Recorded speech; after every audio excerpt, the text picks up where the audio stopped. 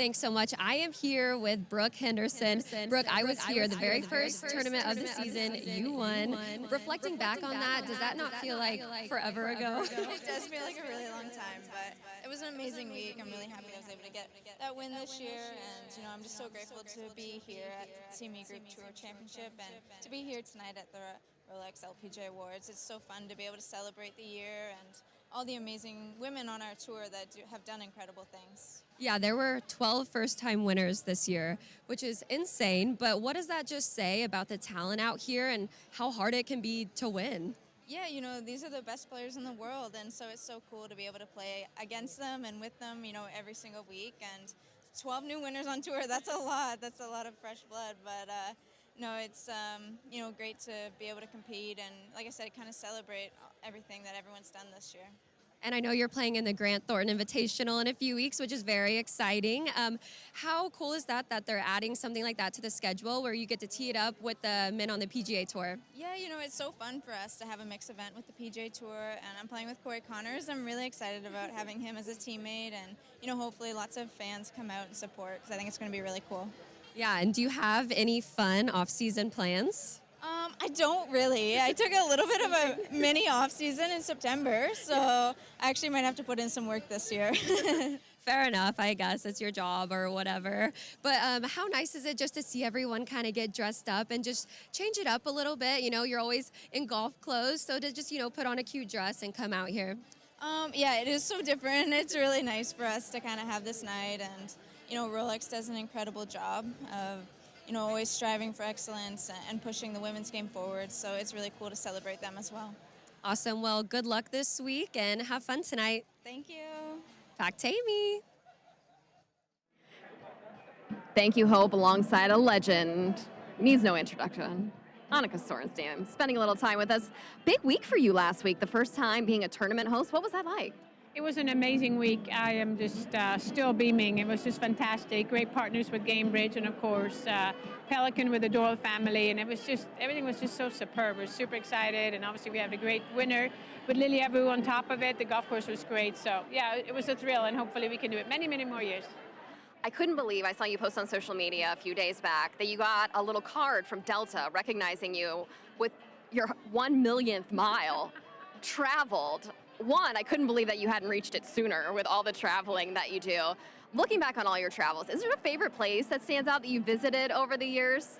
You know what? Golf is just is taking me, like you said, everywhere. So lucky to be traveling, meeting some great people. I mean, that's the beauty of the game. You fly everywhere from, Dubai to Asia to, Argentina to Sweden to the U.S. I mean, that's what I love about this sport. So yeah, it's just.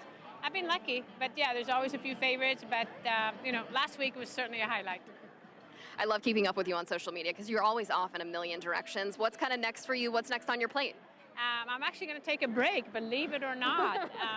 We're heading with the family to Bahamas for a few days. I'm thinking about that lounge chair on the beach. I'm going to put my feet up, maybe listen to some music, read a book, or just kind of hang with the kids. There's a massive water park. I'm sure they're going to drag me to that one. So we'll see. It's going to be awesome. And then, of course, we're going to do Thanksgiving with the family. So I'm looking forward for a little break. And then actually my best friend is getting married, so flying to Sweden. So I'm going to get a few more miles, but I'm very excited for her.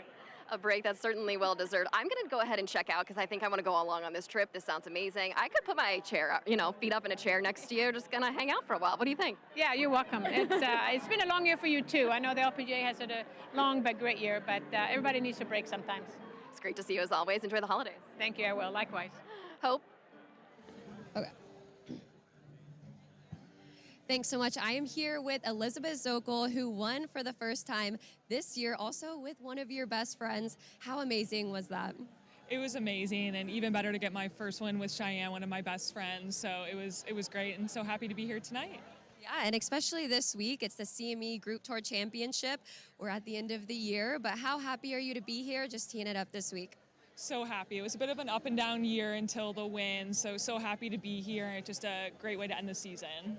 And obviously the announcement came out today just about this tournament. It's going to be huge next year. What does that say about women's golf and just how much it's growing, all the purses and everything just being elevated? It just shows how much our sponsors are supporting us, and can't thank CME Group enough. It's going to be our biggest winner's check. I think one of the biggest winner's check in women's sport, which is pretty amazing. And just to see the purses continually rise is great, and the support for women's golf. Yeah, definitely. And then tonight, everyone's dressed up. It's a different kind of vibe than usual, being out on the golf course. How nice is it to just kind of do something like this and let loose and be able to celebrate all your accomplishments this season? It is. It's such a great way to end the year, and so nice to do something different, see everyone dressed up, and do a nice dinner. So really looking forward to tonight. Well, congrats on getting your first win this year. That's amazing. And also for being here. Good luck this week and have fun tonight. Thank you. Back to Amy. Thanksgiving, but thanks so much, Hope. Here with Lynn Grant, and yes, you get us another first-time winner this season at the Dana Open. What has this first year been like for you? You've been obviously a member of the LPGA for some time, but just over here playing in the States kind of full-time this season. What has this been like for you? Fun, obviously. I mean, especially with the first-time win this year, and it's just been, playing in Europe last year, coming over here, it's been a bit busier, but also a lot of new fun experiences, and yeah, it's just been great. Speaking of busy, we were just talking a minute ago, it sounds like you're going to have a pretty busy off-season. You've got a big project on your plate. Tell us about it. Yeah, I mean, we bought a house in April and just got the keys a couple weeks ago, and doing some renovations, and hopefully they'll be done by Christmas. And but yeah, planning out like furnitures and all that. So it's a bit busy off season as well. What's sort of your style when it comes to decorating? What's kind of like the vibe we get? If we were to be like one of those like home shows, what would it be like at Lynn Grant's house? Ooh, very European, Scandinavian, cozy, luxurious. Yeah. I love it. Sounds like Lynn Grant. Congratulations on a great season, for stopping by and spending some time with us. Enjoy the night. Thank you. Hope, over to you. Yeah, that's so much fun. Oh. Thanks so much, Amy. I am here with the one and only Suzanne Pedersen. I want to start by talking about Solheim. If you could just sum up that week for me, how would you sum it up? Amazing, fantastic experience, very different to what I've experienced in the past, but I really enjoyed it. I thought it was fantastic team to lead, a lot of new bonds for life, and just amazing. And I just remember I was on the green and I saw them literally hoist Carlota Saganda up into the air, and I was like, this is incredible. This is a moment I'm going to remember for forever, so I can't even imagine how you felt. I don't know, it's just how it all unfolded, how close it was, how it was going back and forth, and like I told Stacy, 5 minutes before that moment, I thought we were half a point short, and one way, it was going back and forth, but then it unfolded the way it did in Spain, with Carlota kind of being the last player playing. But it was a team effort. Carlota, she was handed the opportunity, but she still had to deliver. But at the same time, there were players in front of her who kind of did their part and made this all possible. But an unforgettable journey that I'll cherish for the rest of my life. And the race for next year has already started. It's already started. But kind of just being here and seeing everyone, how nice is it to be back and just kind of celebrate all of the success this year? This is a phenomenal night. You kind of celebrate the entire season. The rookies, new winners. Obviously, you have icons. So it's a great night. It's always great to come back, see the entire LPGA family. You've been part of it for so long, even though I don't see everyone now every day. They're still in my heart, and always great to come back and see familiar faces. And even just since I started with the LPGA a few years ago, I've seen women's golf grow so much. Can you just speak to that a little bit, even just since you retired? Things happen quickly in sports these days, and I just think the width of women's golf these days, I felt like it was amazing when I played, but you just look at these youngsters coming up. You have Rose, so many new young talents, and it's so enjoyable to watch, and they step on that first tee like they've done in their entire life, and that's kind of, it takes guts, and it takes passion, and it takes a lot of hard work and dedication to kind of go out there and deliver, and with great results also comes a lot of responsibilities, and I think the girls, they do a great job these days. And it's fun to see how the tour is still a very global tour and travels, and obviously just come off an Asian swing. I used to love going and playing there, so I know what it's like, and I'm sure some of these girls are ready for a break, but it will be a good finish here. Absolutely. Well, thanks so much for doing this, Suzanne. I'm looking forward to the Solheim Cup next year. Me too. Have fun tonight. Thank you. Back to Amy.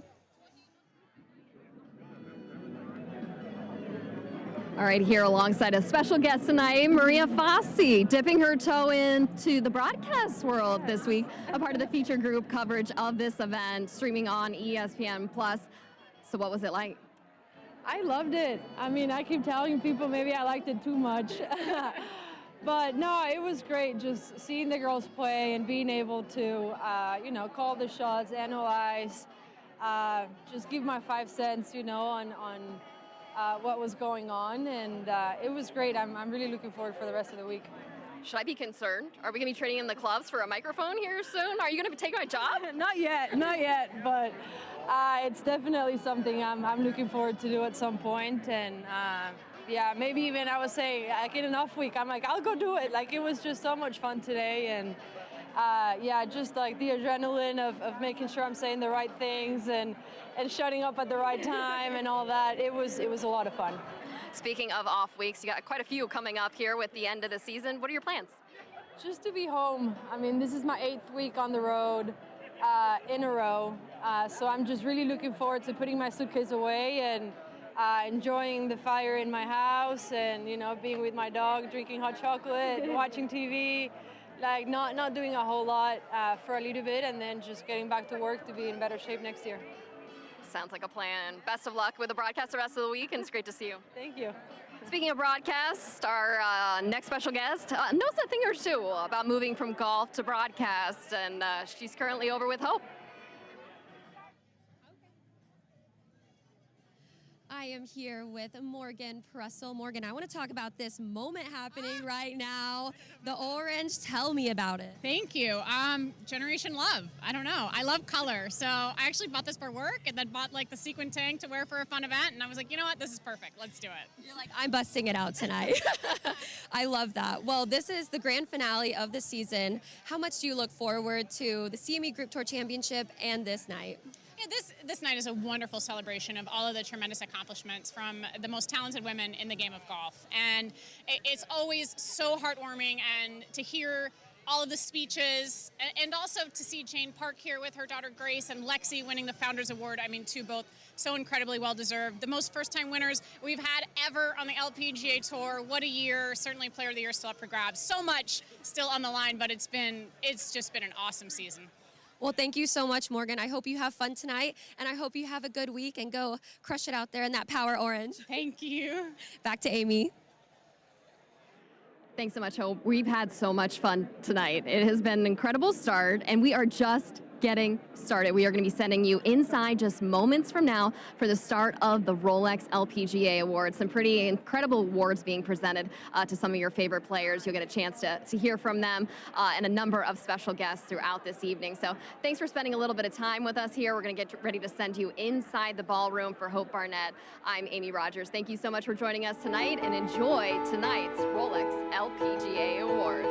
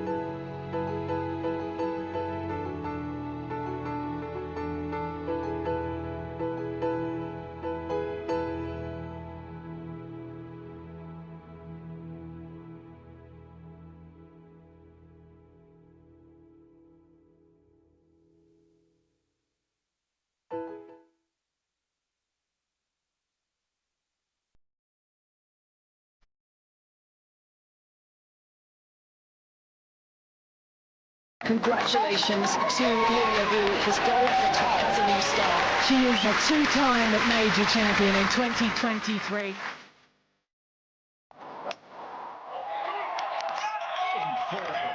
Roseanne in her first start as a professional.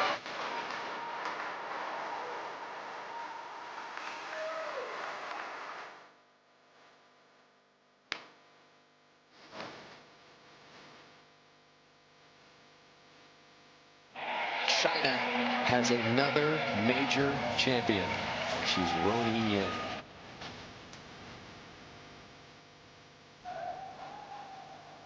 What a performance from Team Thailand. She's got it. Well done, Angel Yin.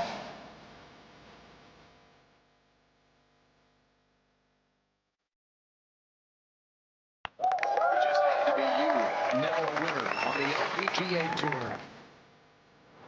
She has been knocking on the door, and today she kicks it down.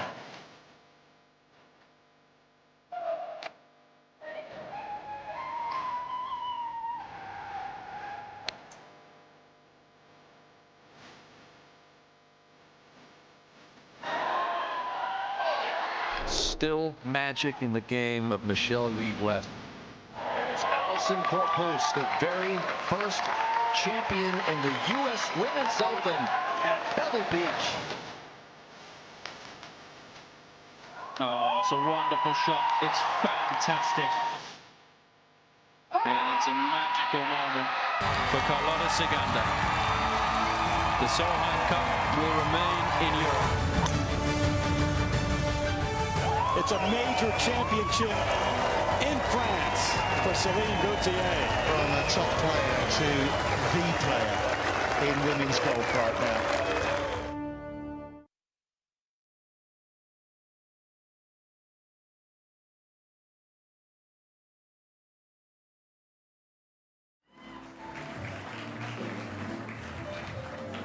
Well, welcome, ladies and gentlemen. If I could have you take your seats as soon as possible. We are underway here for the 2023 Rolex LPGA Awards, and I want to welcome LPGA fans around the globe who are watching our live streaming coverage tonight. Thank you for being with us. Hope you enjoy the show this evening. I think it will be a lot of fun and very informative.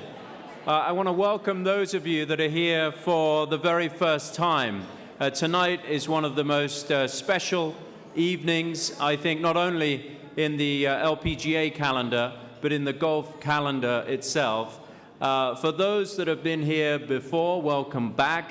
You know that this evening is entertaining, but it is informative and poignant at times as well. And for those that weren't invited, who just snuck in and found a place at a table, we know who you are.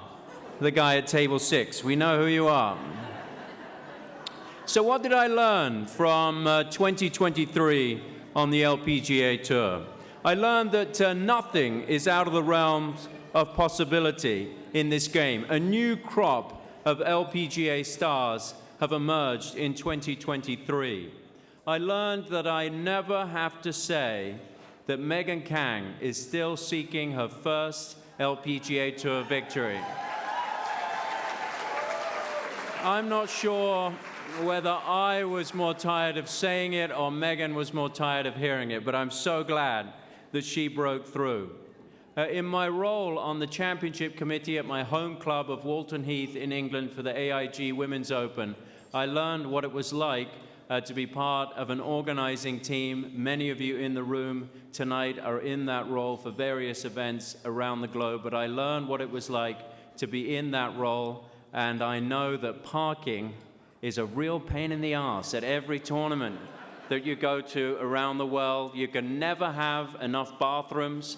People will either say there's too many or not enough. You can't please everybody. But I know that there's so much hard work that goes in around the world to make these events a success. I also learned, courtesy of the writer Steve Eubanks, that Jin Young Ko's father had a business importing pogo sticks to South Korea. Talk about things you didn't think you were going to learn in the course of a season. But we thought when Steve told us this that maybe it was a bit of a hoax, that maybe he was trying to trick us into saying something on the air that wasn't necessarily true. And we would never do that, of course. We would never say on Golf Channel or NBC anything that wasn't true. So we thought maybe the writer, Steve Eubanks, was trying to trick us with this fact. So we went up to Jin Young Ko and we said to her, Jin Young, did your father have a business importing pogo sticks to South Korea? And she said, that is absolute rubbish. How could anybody think that would be true? No, absolutely not. I need to get back to practicing. Leave me alone. So we thought, okay, we're going to not fall for this trick. But a few weeks later, Jin Young Ko came back to us and she said, you'll never guess. I asked my father about this business and he did actually have a business importing pogo sticks to South Korea. So we thought, chatting with Jin Young, that it would be pretty funny and entertaining if, to kind of lighten the mood tonight, Jin Young Ko were to come in to this ballroom through those doors back there on a pogo stick. I'm just kidding. She's absolutely not going to do that. But it is true. And if you want to know more about that story, or for the LPGA players in the room, if you want to know what a pogo stick is, speak to Steve Eubanks. But 2023 was an incredible year, wasn't it? Filled with moments to remember. LPGA majors were contested for the first time in historic, iconic venues: Baltusrol, Pebble Beach, and Walton Heath. The Chevron Championship moved to its new home, the club at Carlton Woods, where the famous winner's leap into Poppy's Pond continued, albeit in waters a tad chillier than Rancho Mirage, and some would say not quite as cleansed as we saw at Rancho Mirage. Players competed for more money than ever before, with more than 108 million on the line over the course of the season. And on Sunday, we will crown a race to the CME Globe champion for the 10th consecutive year. A record 13 players from 6 different countries captured their first LPGA victories this season, the most ever in the 73-year history of the LPGA Tour, and they will be celebrated as Rolex first-time winners tonight.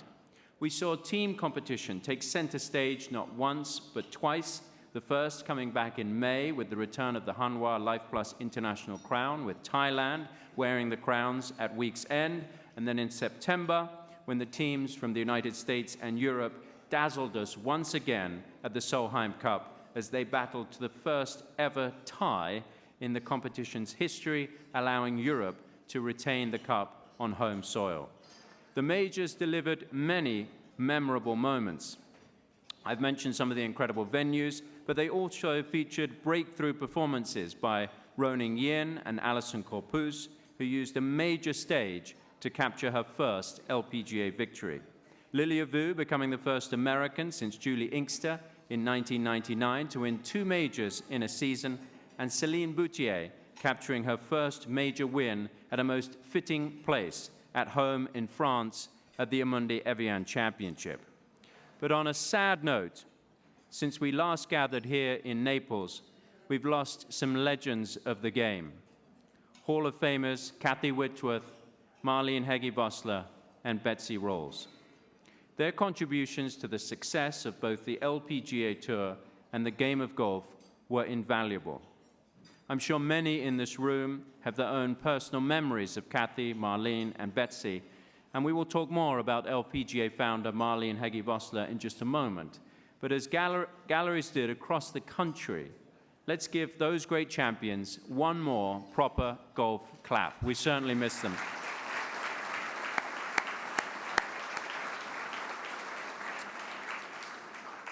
I want to welcome some folks inside the ballroom, the LPGA Tour Commissioner, Molly Marcoux-Samon, along with a number of LPGA players, past and present, who are joining us tonight. Welcome to you all.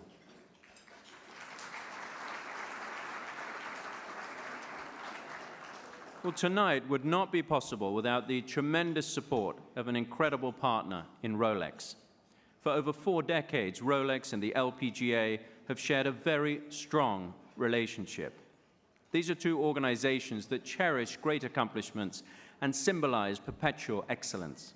As the 2023 LPGA Tour season comes to a close, we thank Rolex for their continuing support of women's golf and the LPGA Tour.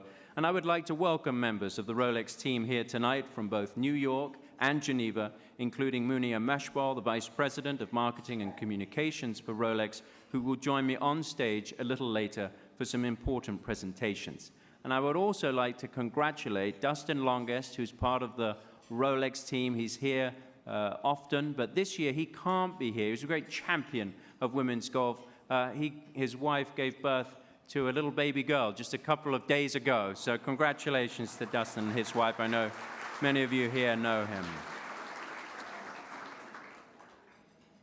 Earlier today, the LPGA unveiled its 2024 schedule, and there was a lot to celebrate.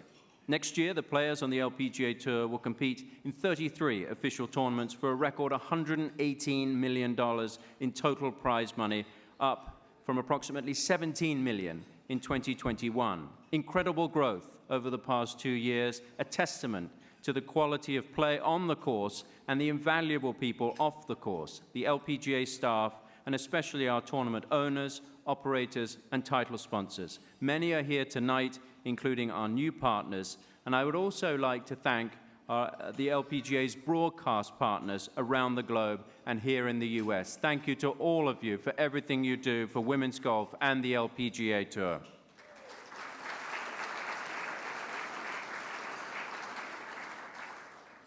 The Epson Tour provides a world-class proving ground for the LPGA Tour, and the Tour continues to go from strength to strength with the support of Epson. We congratulate the 10 Epson Tour graduates, including Player of the Year Gabby Ruffles, who will be members of the LPGA Tour in 2024, and we thank Epson for all they do in giving players the opportunity to chase their dreams.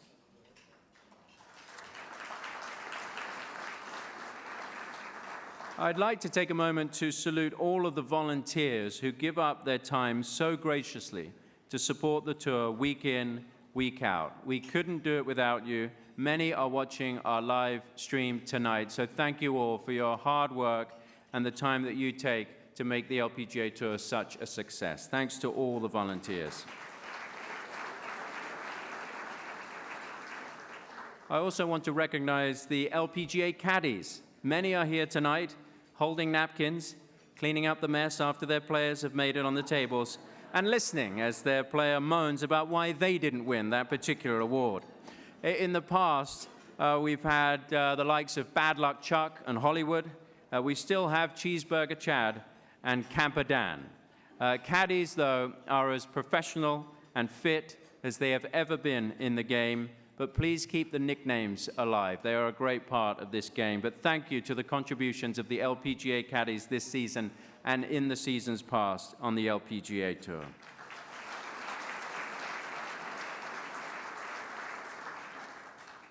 The 2023 season draws to a close this week with the CME Group Tour Championship.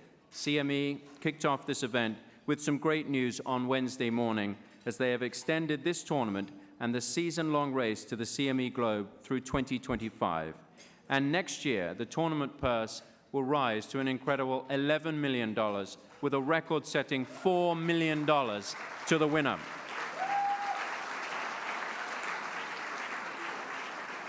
It's just another way that CME continues to elevate this event.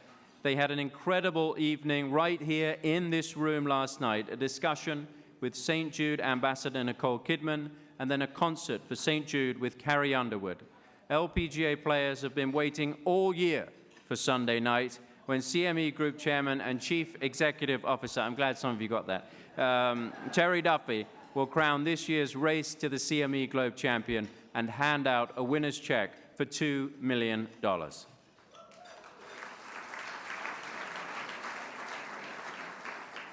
Well, our first presentation this evening is the Founders Award, which is given to a member who, in the opinion of her peers, best exemplifies the spirit, ideals, and values of the LPGA through her behavior and deeds. But before we present the Founders Award, I would like to take a moment to remember LPGA founder Marlene Heggie Vossler, who passed away on May the 16th at the age of 89. Marlene was the last living member of the 13 women who founded the LPGA.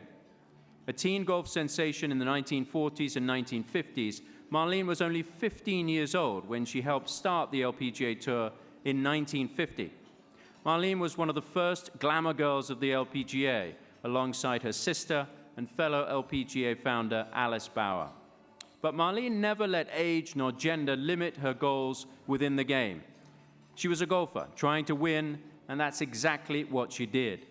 Marlene won a total of 26 times on the LPGA Tour over a remarkable 40-year career, and she left an impact on this game that will never be forgotten. The passing of Marlene was the end of an era, but we count ourselves lucky to have known some of the 13 founders personally, and I think it is our responsibility to share their stories with the next generation and to honor them. And one way is to recognize a player who embodies the wonderful characteristics of the LPGA's 13 founders. Joining me on stage to present the magnificent trophy is LPGA and World Golf Halls of Fame member and the 1987 winner of this award, Nancy Lopez.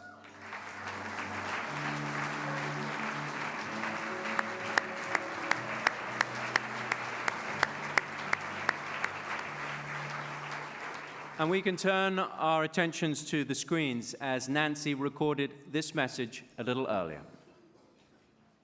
Lexi, I've known you for so many years. You played for me on the Junior Solheim Cup when you were 14 years old. I was excited to watch you play. The story I want to share is about one morning on the last day that we were competing. Everyone had to write thank you notes to the sponsors. And as I was sitting with you that morning at the table, you were a little frustrated and you said, "Oh darn, I forgot my thank you notes up in the room." And I looked at you and I said, "It's okay, you're 14 years old. You can forget things like that." Now you're on the LPGA Tour and you have represented the tour just wonderfully. I'm so proud of you. When you're out there playing golf, you're just one of the best players I've seen in a long time. You're kind to your fans. You sign those autographs. And that's why you're winning this award. Your peers have voted for you for the Founders Award. You exemplify the spirit and the values of the LPGA. And with that, I am so proud of you and I want to congratulate you. I'm glad to be here with you tonight. Congratulations. Ladies and gentlemen, please welcome to the stage the 2023 Founders Award recipient, Lexi Thompson.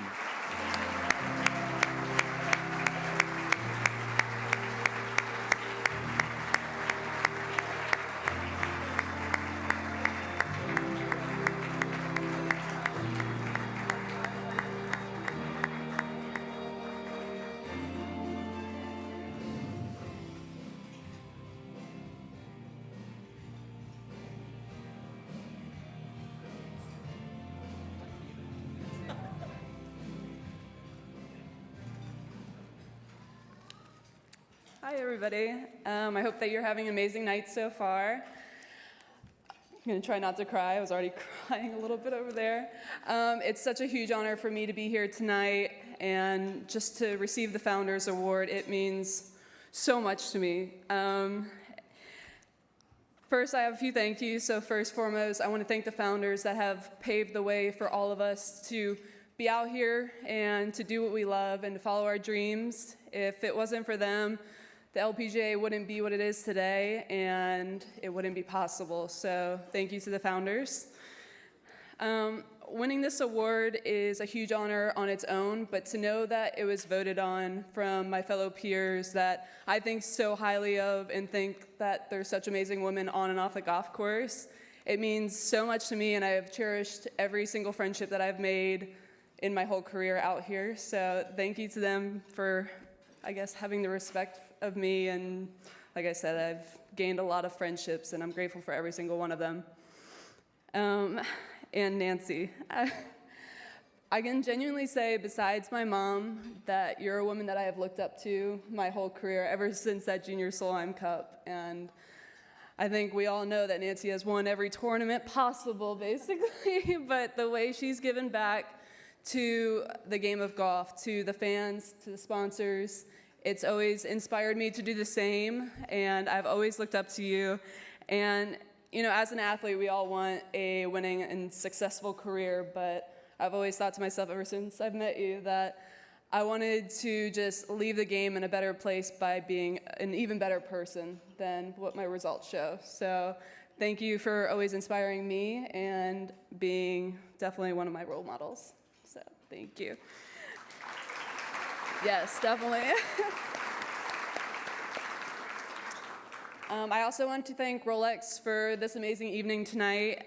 Being a Rolex ambassador has meant so much throughout my whole career, and I not only thank you for the partnership that we've had and the support that you've given me throughout my career, but the partnership that you've had with the game of golf and the way you've supported us all. So we're so grateful for our partnership with you, so thank you so much for everything.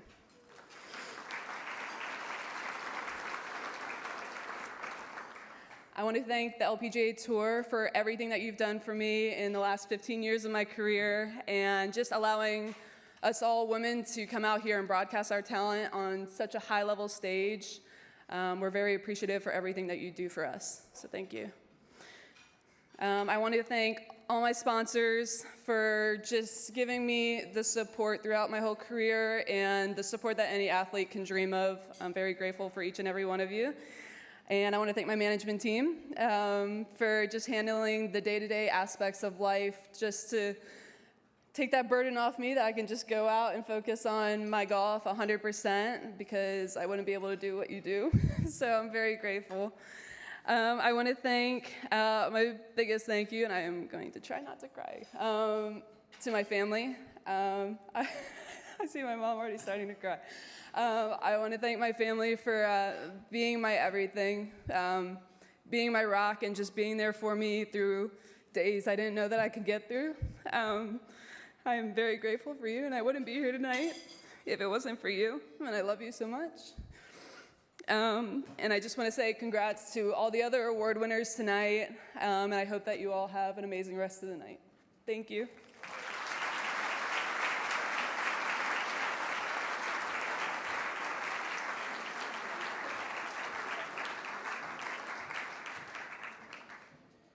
Well, next up, we turn our attention to one of the biggest honors of the year, an award which has been handed out since 1966.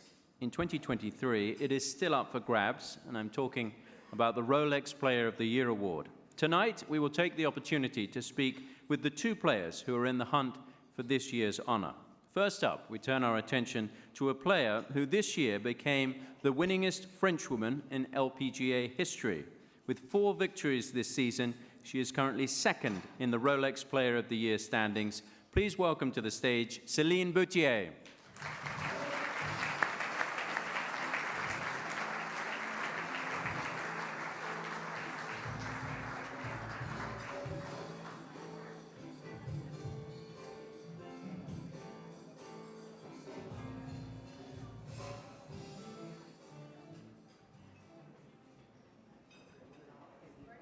I'm good. How Yeah.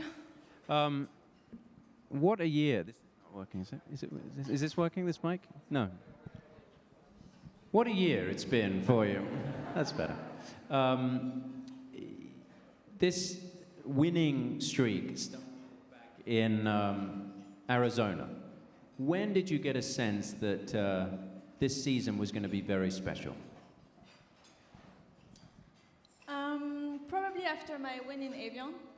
It was definitely great to get my win in Arizona, but I feel like just that one is so special to me that after that I really almost didn't really care what I was going to do after that. I was just like, my season's done, like I was just so overwhelmed, and it really took me a while to actually, realize and settle that I actually won the tournament. So I think after that tournament it was all good. You did it in spectacular fashion, winning the Amundi Evian Championship. You just kind of ran away with it on that final day. Did you get a sense on that final day how nervous people were about you winning? I mean, I know there's some French folks here tonight from Evian who've come over. When I was there, everyone was so nervous that you weren't going to do it. And I said, she's got like a 5-shot lead. She's going to be fine. She's cruising on the 18th hole. But did you get a sense of how much that meant to people on that final day? I did feel like the energy was very contagious. I feel like they definitely wanted me to play well and wanted me to win. I feel like I was also a little bit, a little bit more pressure for sure, because I didn't want to disappoint anybody, of course, but I was just also trying to focus on my game, because I feel like, on this course, anything can happen, even with a 5-shot lead. But I started off the day really great, and that kind of really eased my nerves, and just from there, just, try to do my job the best I could. But then you go and win the next week, which was remarkable. I mean, it's so much energy to win a major championship, but to do it on home soil, and then how do you win the next week in Scotland? That was incredible. Yeah, I think I just used the momentum the best I could. I mean, after Sunday night, I really just like slept for like 2-3 days.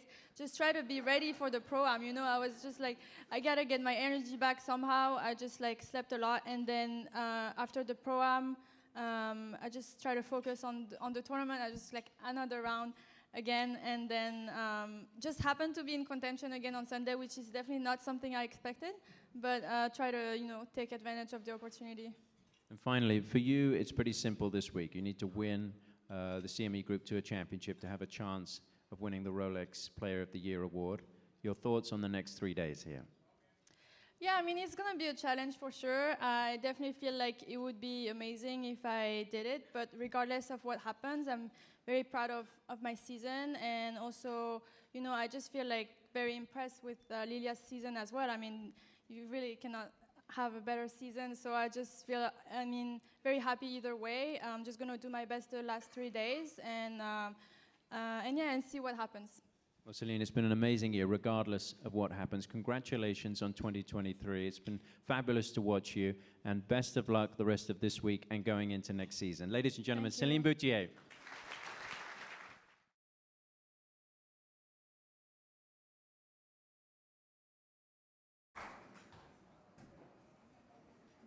Well, our next award is all about overcoming difficult obstacles and pushing through challenges. This year's award winner has certainly inspired everyone in the LPGA Tour family and many of those outside of it.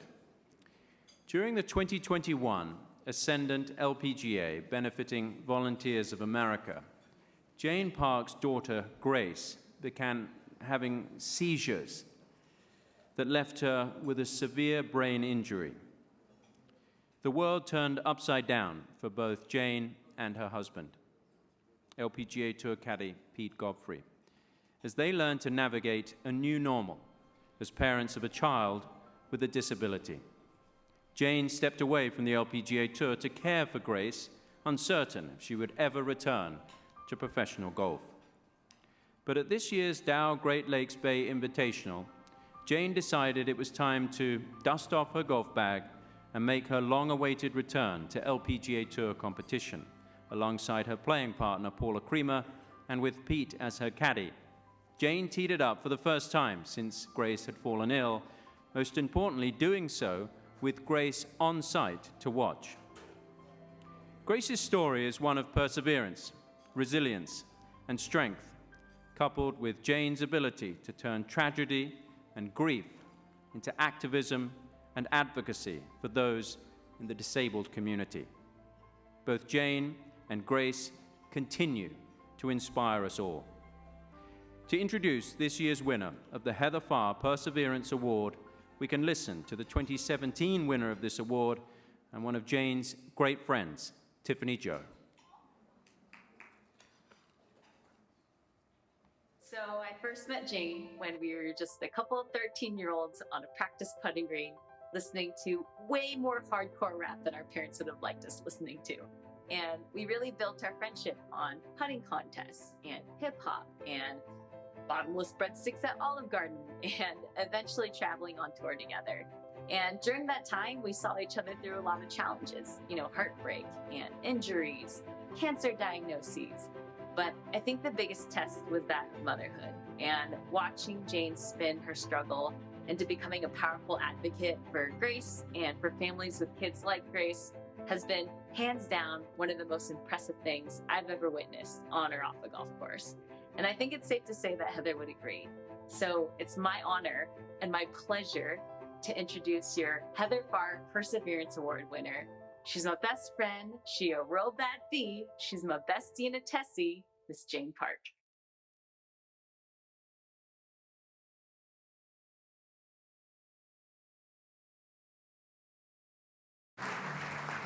Joining me on stage to present the award is the LPGA Player President Vicky Getz-Ackerman, our Heather Farr Perseverance Award recipient, Jane Park.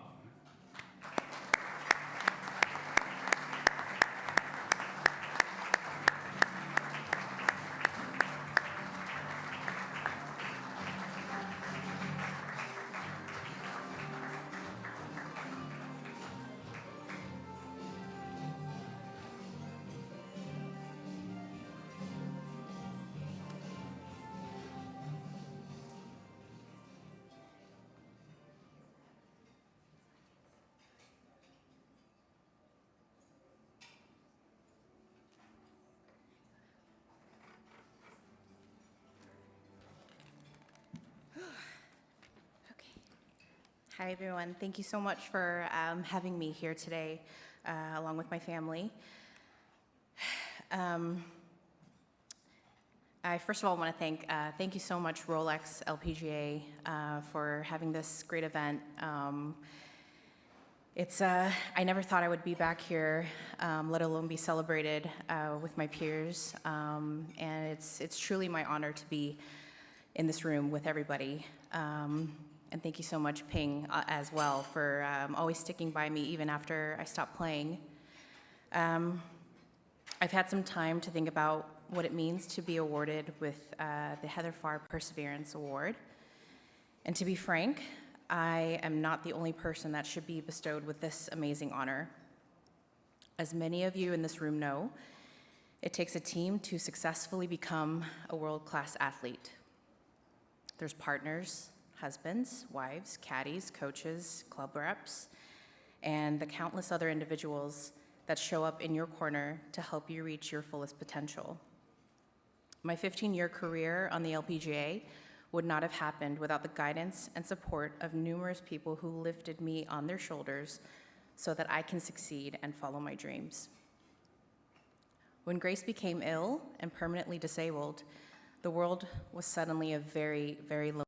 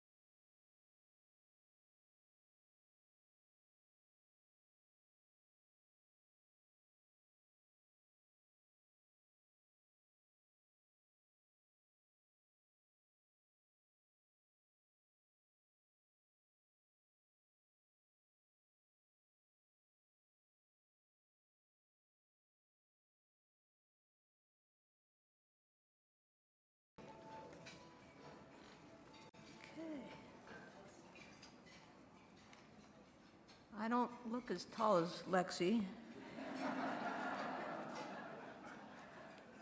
Thank you to Rolex and for sponsoring this award and all the things that you do so wonderfully for the LPGA. I'd like to thank the selection committee, and especially I'd like to thank Gwen Checco. She nominated me for this award. I'm truly grateful for all that you do. I'm accepting this award not for myself, but on behalf of all the LPGA professionals, because I am a product of that education. I stood on the shoulders of greats and in turn said, "Get on my shoulders," as the people who have come behind me. I feel like I've won the Grand Slam of women's golf.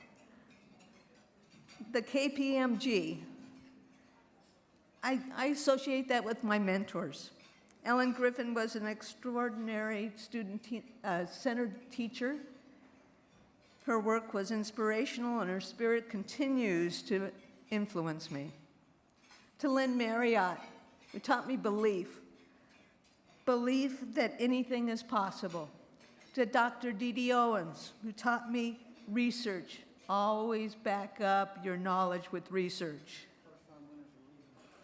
To Kathy Murphy, Jane Frost, and Dr. Debbie Cruz, it takes a village. No one goes it alone. And in 2000, they brought me on to help them develop the education program, and today we continue to do just that. Next stop is the US Open. My students every day, that's how I envision the US Open. That's Diane, Michelle, Bruce, the list goes on, but I've become more curious and empathetic and create as a result of my attention onto you as a whole golfer. The Chevron Championship, my LPGA sisters, where in the last 23 years, I've taught them to peel the onion, to find out their thoughts, their students' thoughts, their feelings, their beliefs, and the core reason for doing things. The Evian Championship represents the international players. We thought it was tricky putting together an entire program and putting it online. That was nothing compared to translating the D plane in Mandarin. Lastly, the British Open. That's to our A2 members who would have thought that I would be teaching people like Mo Norman, Lisa Lott Neumann, Mo Martin, Lisa Lott Neumann, and Vicki Getz. A thing or two about golf education. It's an honor. Like Ellen, I have taught to the uniqueness of people, remembering that everybody's swing is different and the magic occurs with their personal self-discovery. And like Ellen, I had a stroke. And with the grace and belief of Nancy Henderson and Gwen Checco, I pressed on and came back. Ellen had a quick wit. She said, "A stroke? Did you count it?" Some people deliver lectures, sermons, or speeches, Ellen wrote, but the ones you remember are those the ones you remember, are those who deliver themselves. Thank you. This is the greatest honor of my life.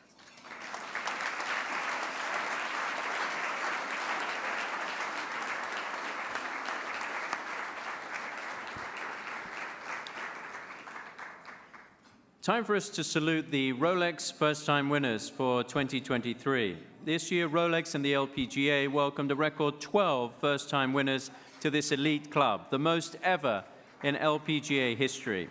Each player receives a Rolex watch to commemorate their first tour victory, and Munia will be helping me to make an additional gift presentation this evening. So let's now welcome these winners to the stage. And we start with a player in her third season on the LPGA Tour. This California native didn't take long to break into the winner's circle. She took home a victory at the 2023 Honda LPGA Thailand, the second event on this year's LPGA schedule. Entering the final day, sitting 6 shots back of the lead, she birdied 7 of her first 12 holes en route to capturing a one-shot victory over 2023 LPGA Tour rookie Natakrita Vongtavila. It was the first of 4 wins the 26-year-old has recorded so far this season, which included an impressive 2 major championships. Please welcome Lilia Vu.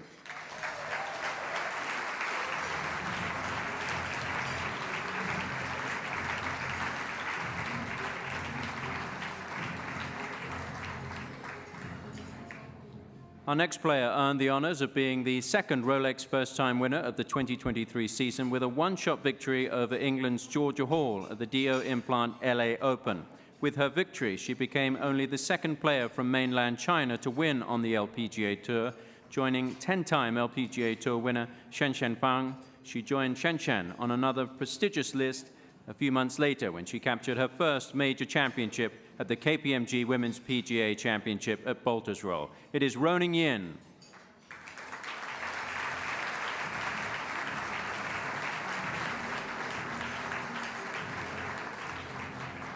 With birdies on 17 and 18, her final 2 holes of regulation, this 22-year-old rookie from Australia earned a spot in a 3-way playoff at the Lotte Championship presented by Hawakale.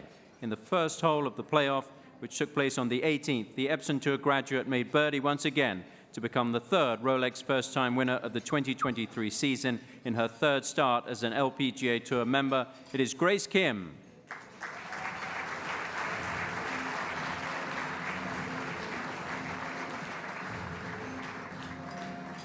Having put together one of the most successful amateur careers in recent golf history, this 20-year-old drew lots of attention as she made her professional debut at the Mizuho Americas Open, and boy, did she deliver, becoming the 4th Rolex first-time winner of the 2023 season and the first player to win her professional debut in an LPGA event since Beverly Hansen in 1951. She defeated Jennifer Kupcho in a 2-hole playoff.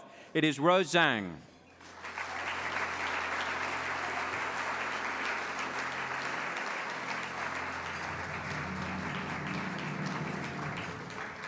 There was a lot of buzz and anticipation to witness the first ever women's major championship at the iconic Pebble Beach this past summer, and it was 2 Hawaiians who dominated the headlines. In the same week that Michelle Wie teed it up in her final LPGA event, this 25-year-old joined Wie as the only 2 players from Hawaii to win a U.S. Women's Open. She was the only player to card under par rounds all 4 days en route to becoming the 6th Rolex first-time winner of the season. It's Alison Corpuz.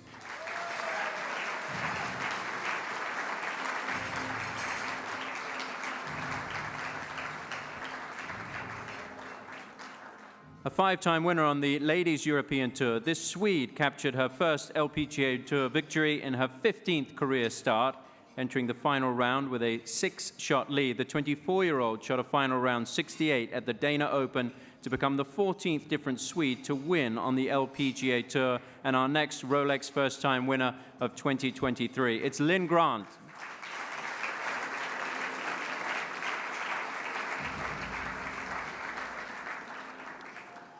After finishing 4th with her partner Cheyenne Knight the year prior, this 29-year-old got another chance to break into the winner's circle at the 2023 Dow Great Lakes Bay Invitational. Thanks to a final round 65, the duo was able to capture a one-shot victory over Matilda Castron and Kelly Tan and make this Northwestern University graduate the 7th Rolex first-time winner of the 2023 season, Elizabeth Zokol.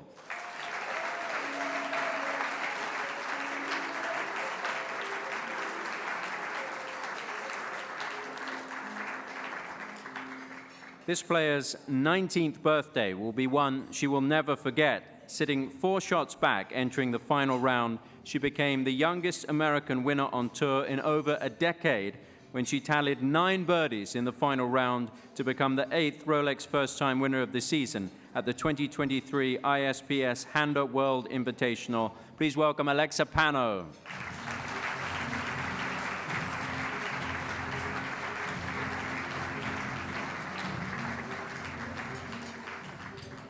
It took 73 holes and defeating a former Rolex Women's World Golf Rankings #1 in a playoff for this Massachusetts native to capture her first LPGA Tour win. In her 8th year on the tour, she became the 9th Rolex first-time winner of the season with her win at the 2023 CPKC Women's Open in Vancouver. It is Megan Kang.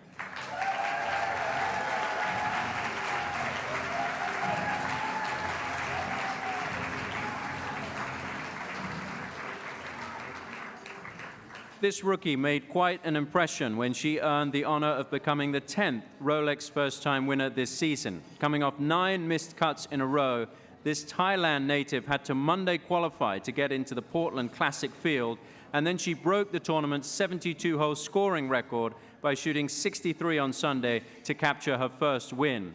She was the first Monday qualifier to win on the LPGA Tour since Brooke Henderson did it in 2015. Please welcome Shanette Wanasean.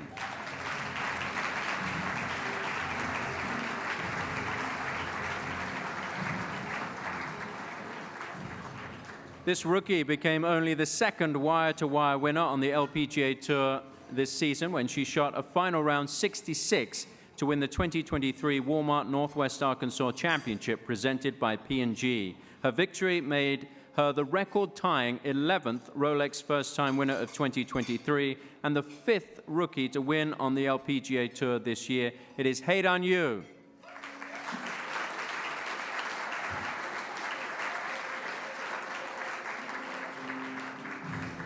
In her 159th start on the LPGA Tour, this 25-year-old broke the record for the most Rolex first-time winners in a season when she became the 12th player to accomplish the feat in 2023. It was a special victory all around as this American captured her win at the Buick LPGA Shanghai in her mother's home country. It is, of course, Angel Yin.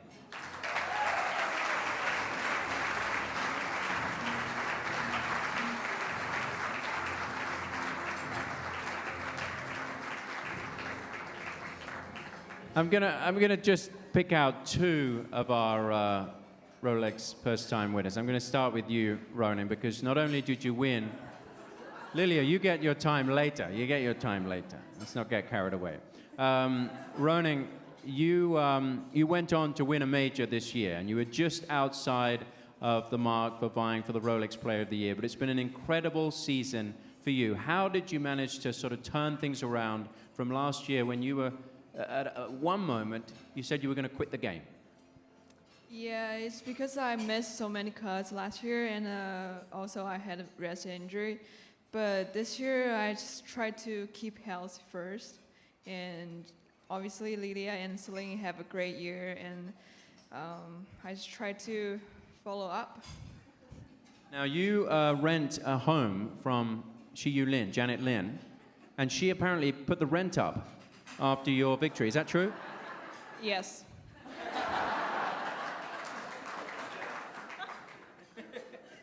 It is actually true. But you've got your sights set on a new home now, and the way you've been playing, I think you're going to be just fine. So congratulations on a wonderful year, and we look forward to what you're going to bring in 2024. Where's Alison Corpus? Alison, what an amazing achievement to win. I'll get you to step forward so I'm not standing right in front of everyone. What an amazing achievement to get your first victory at Pebble Beach. And you played so well on that back 9 on Sunday at Pebble. Have you had a chance to really digest what this has meant to you and also to the women's game to be playing there? Yeah, I mean, it's definitely something that I think of often. Definitely life-changing, and yeah, just really grateful for all the opportunities that it's given me. Was there one moment that sticks out in your mind from Pebble Beach? I think just walking up 18 and seeing all the fans and knowing my family and friends were out there supporting me was really special. It was an incredible week for the women's game. Well done for being so composed and playing so well and getting the job done, because I know all of your peers wanted to be the player that won the US Women's Open at Pebble Beach. So congratulations to all of our Rolex first-time winners. We come we come to the moment now where inside the ballroom it is time for people to enjoy their dinner.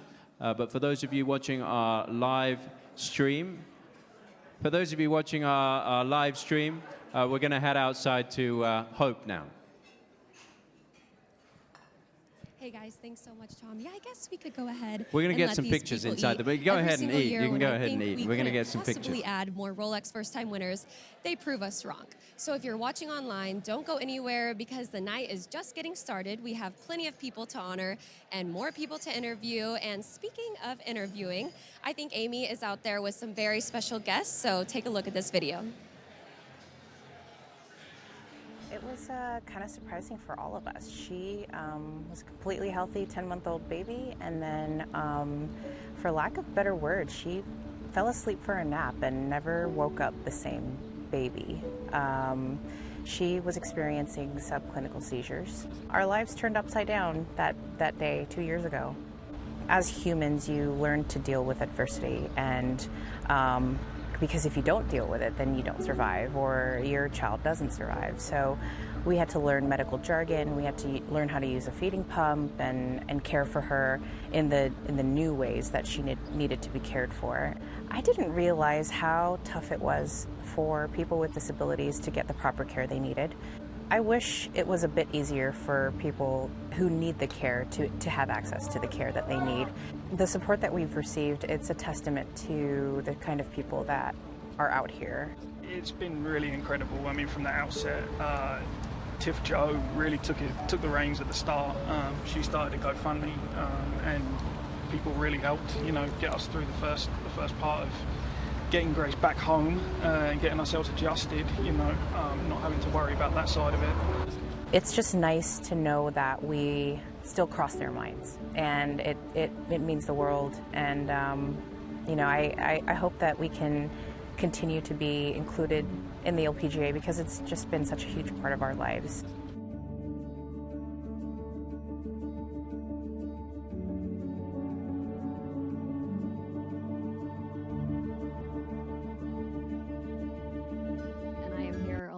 Jane Park, the recipient of this year's Heather Farr Perseverance Award. Jane, how did you get the news that you were being recognized with this honor?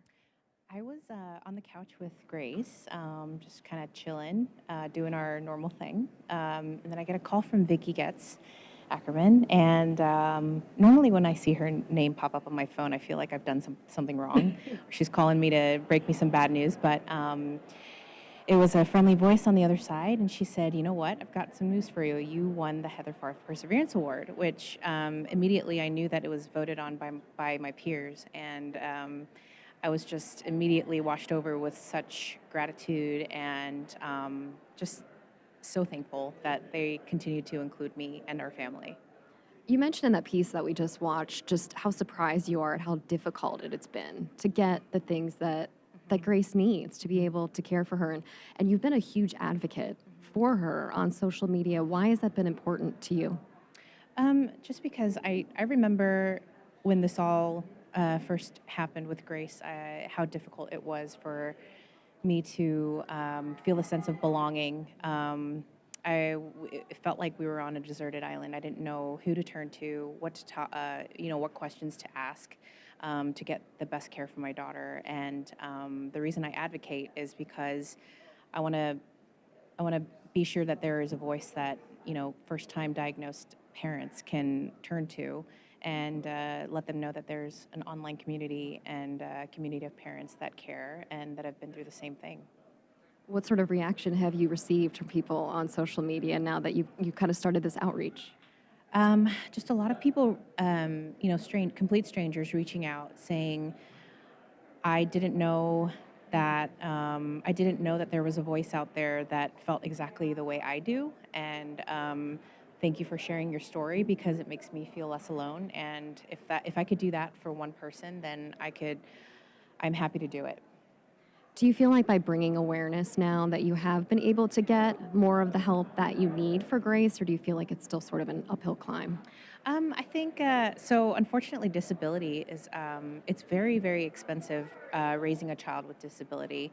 A lot of times, the things that we need, the things that a parent needs to care for their child, is often you have to go through insurance. But a lot of times, the insurance can take a year to get an adaptive seating device or something that is needed to help make our lives easier. And a lot of times, it's just quicker to just buy it outright. And everything is very expensive when it comes to disability. So we've been fortunate enough that we have the financial help we need to get the things we need for Grace. I know your fellow LPGA pros, they've missed seeing you out here. They've, started different fundraisers to be able to help you. What has been the reaction and the support that you've received from your fellow players out here? I think a lot of them, most of them are just, they're in the wake and they're learning. They're learning through my experience what it's like to deal with disability, even though I'm not disabled. I'm a caregiver for someone who is, and it's difficult. It's very difficult. But their reaction has been nothing but supportive, and they make our family feel loved from far away, and I'm just forever grateful for that. As you share your story, not only on social media, but obviously here tonight, what do you hope that people will take away from hearing about your story and your journey with Grace? I think to be inclusive, I keep saying this over and over on social media. You almost feel like when you have a disabled person in your family, it's easy to feel like a pariah and kind of singled out. And I understand that people may be very hesitant to engage, but the thing I strive for as a parent is just for her to have friends or for her to be recognized for the wonderful little kid that she is. And even though it looks different, she's a kid just like everyone else, loves Baby Shark and Itsy Bitsy Spider, and she's just a little miracle. What do you tell her? I mean, she knows you as Jane the mom, but what do you guys tell her about Jane the golfer? What would I tell my daughter? Oh, I don't know. I would say that I spent 15 years doing something I love, and I used to hope that she would pick up a golf club and hit some balls on the range. But if she can come out and we can just enjoy a day together, and she can watch me flip a few across the range, then I'm very thankful. And what's this weekend been like for you? Just this opportunity to be able to be out here and be alongside some of your friends you haven't gotten to spend some time with. Oh my gosh, we stood behind the ninth green for about an hour today, watched maybe 4 groups go by. Every single player came over the ropes and gave me a hug and, said hi to Grace, and she gave them a big old smile. So it's my honor to be here, honestly, and I'm just forever thankful for this family out here. Well, it's an honor to be able to spend a little bit of time with you. I know as a parent myself, I can only hope that I would respond as admirably as you have in such a challenging situation. You have been a real inspiration to watch and to see how you've handled this situation. Congratulations on being recognized with this award, and hopefully we're going to see still much more of you out here for years to come. That would be amazing. Love being included. Thank you so much, Jane. It's great to see you.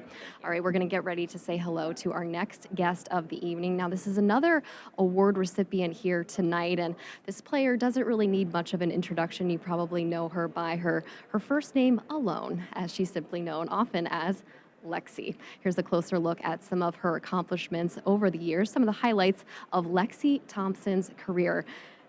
An 11-time winner out here on the LPGA Tour, obviously a major champion winner back in 2014, 18 other top 10s in the majors, and of course, what a season, 2017, winner of the Race to the CME Globe and the Vare Trophy winner, and of course, 6-time U.S. Solheim Cup team member.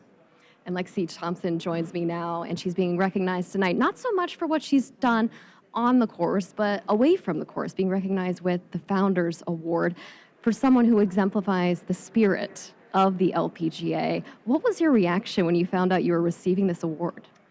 An amazing feeling. I've been out here for 15 years now, and I've always wanted to just give back to the game. I've learned along the years you can win as many tournaments, but giving back to the game and seeing the smile on the fans' faces, that's what makes me happy, and just leaving the game in a better place. So once I heard that I was receiving the award, first off, I was like, well, am I being nominated or am I actually getting it? So I'm just super honored to be able to receive the Founders Award because they've paved the way for me. So.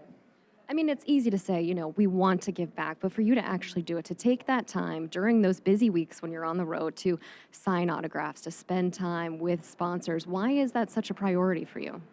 It's super important to me. I mean, I feel when I have bad days out on the golf course and I see people out there watching me play bad golf, I'm like, they took time out of their life to come out and watch me play, good or bad, and I can put a smile on their face by signing a flag, signing a hat, and that makes my day so much better. I don't care what I shoot. If I made somebody's day a little bit better, that always makes me feel good about myself. And that's what the game's all about. We want to leave it in a better place, and we want to continue it to grow. So that was my goal. Besides winning every week, we all want to do that. But I want to have a bigger impact.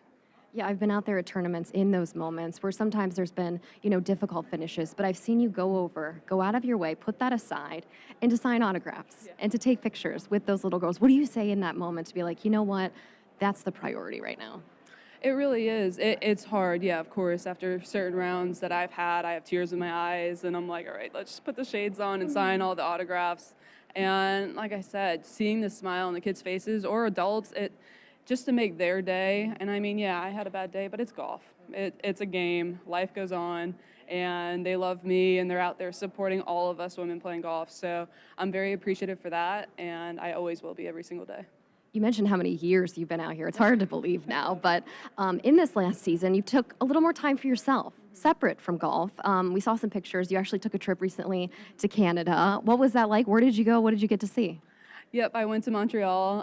My boyfriend's from there, so we took a little trip there, and we just had so much fun. It rained a little bit, but just to see the colors and the leaves change, it was just nice to have that off time. We're always go, go, go and on the road, so it's nice to just get away, shut off, not have clubs, and just really get that relaxation. And I'm going back in December, so I'm super excited to see some snow. We don't get that in Florida, and we don't have seasons either. It's just hot or hotter, so it's so important to have that downtime and that balance.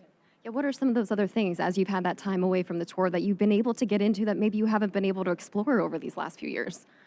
Really, I mean, going into the year, I wanted to take more time for myself. I mean, this is my 15th, but 13th full-time year out on the LPGA Tour, and I've always known golf 100%, and I need to take more time for myself. I deserve that, and I want to have more vacations and more time for me and my family and realize the important things. And just like little road trips or vacations on the weekends, just to get my mind off the game, because I think once I have that and I come back to the game, I genuinely love being out there and I want to compete. It's always great to have a little break, a little time to refresh. Speaking of which, we're going into the off season now. What are your plans for the holidays coming up? Just be home with my family. I'm going to Canada again, but just be home with my family and just have that downtime. I'll be back here in Naples playing in the Grant Thornton, so I'm super excited about that. But I think as athletes, we're always used to being on schedule, waking up to an alarm clock, and the best vacation is just not to do anything. I can at least speak for myself on that matter, just to not have to wake up to an alarm clock and not have a schedule and not have to be somewhere. That's always the best. And just a quality time with my family and friends. That's all I want. That sounds great to me. Enjoy a little bit of R&R, much deserved, well deserved, and congratulations on being recognized with this Founder Award. It's definitely well deserved. Thank you. I appreciate it. All right, well, we are going to shift from one star to another rising star on the LPGA. Let's take a quick look back at this breakout moment from Rose Zhang. The Mizuho America's Open. Rose Zhang playing on a sponsor's exemption in her first event as a professional. She began the final round with a 2-stroke lead, that for par at 17 to take a 1-stroke lead to the final hole. She would bogey 18 to force a playoff with Jennifer Kupcho. Now here's Zhang on the second playoff hole, this her second at 18. Both players had made par on the first playoff hole.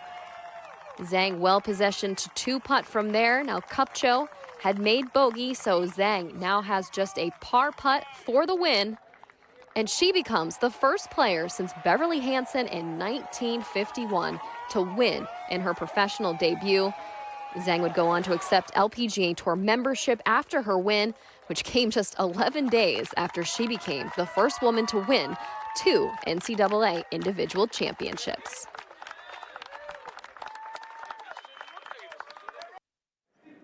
I guess we would call that Rose Zhang's hello world moment. We were just watching that video together a minute ago. You were looking at yourself saying, I look so worried. What were you thinking just looking back, seeing your first win?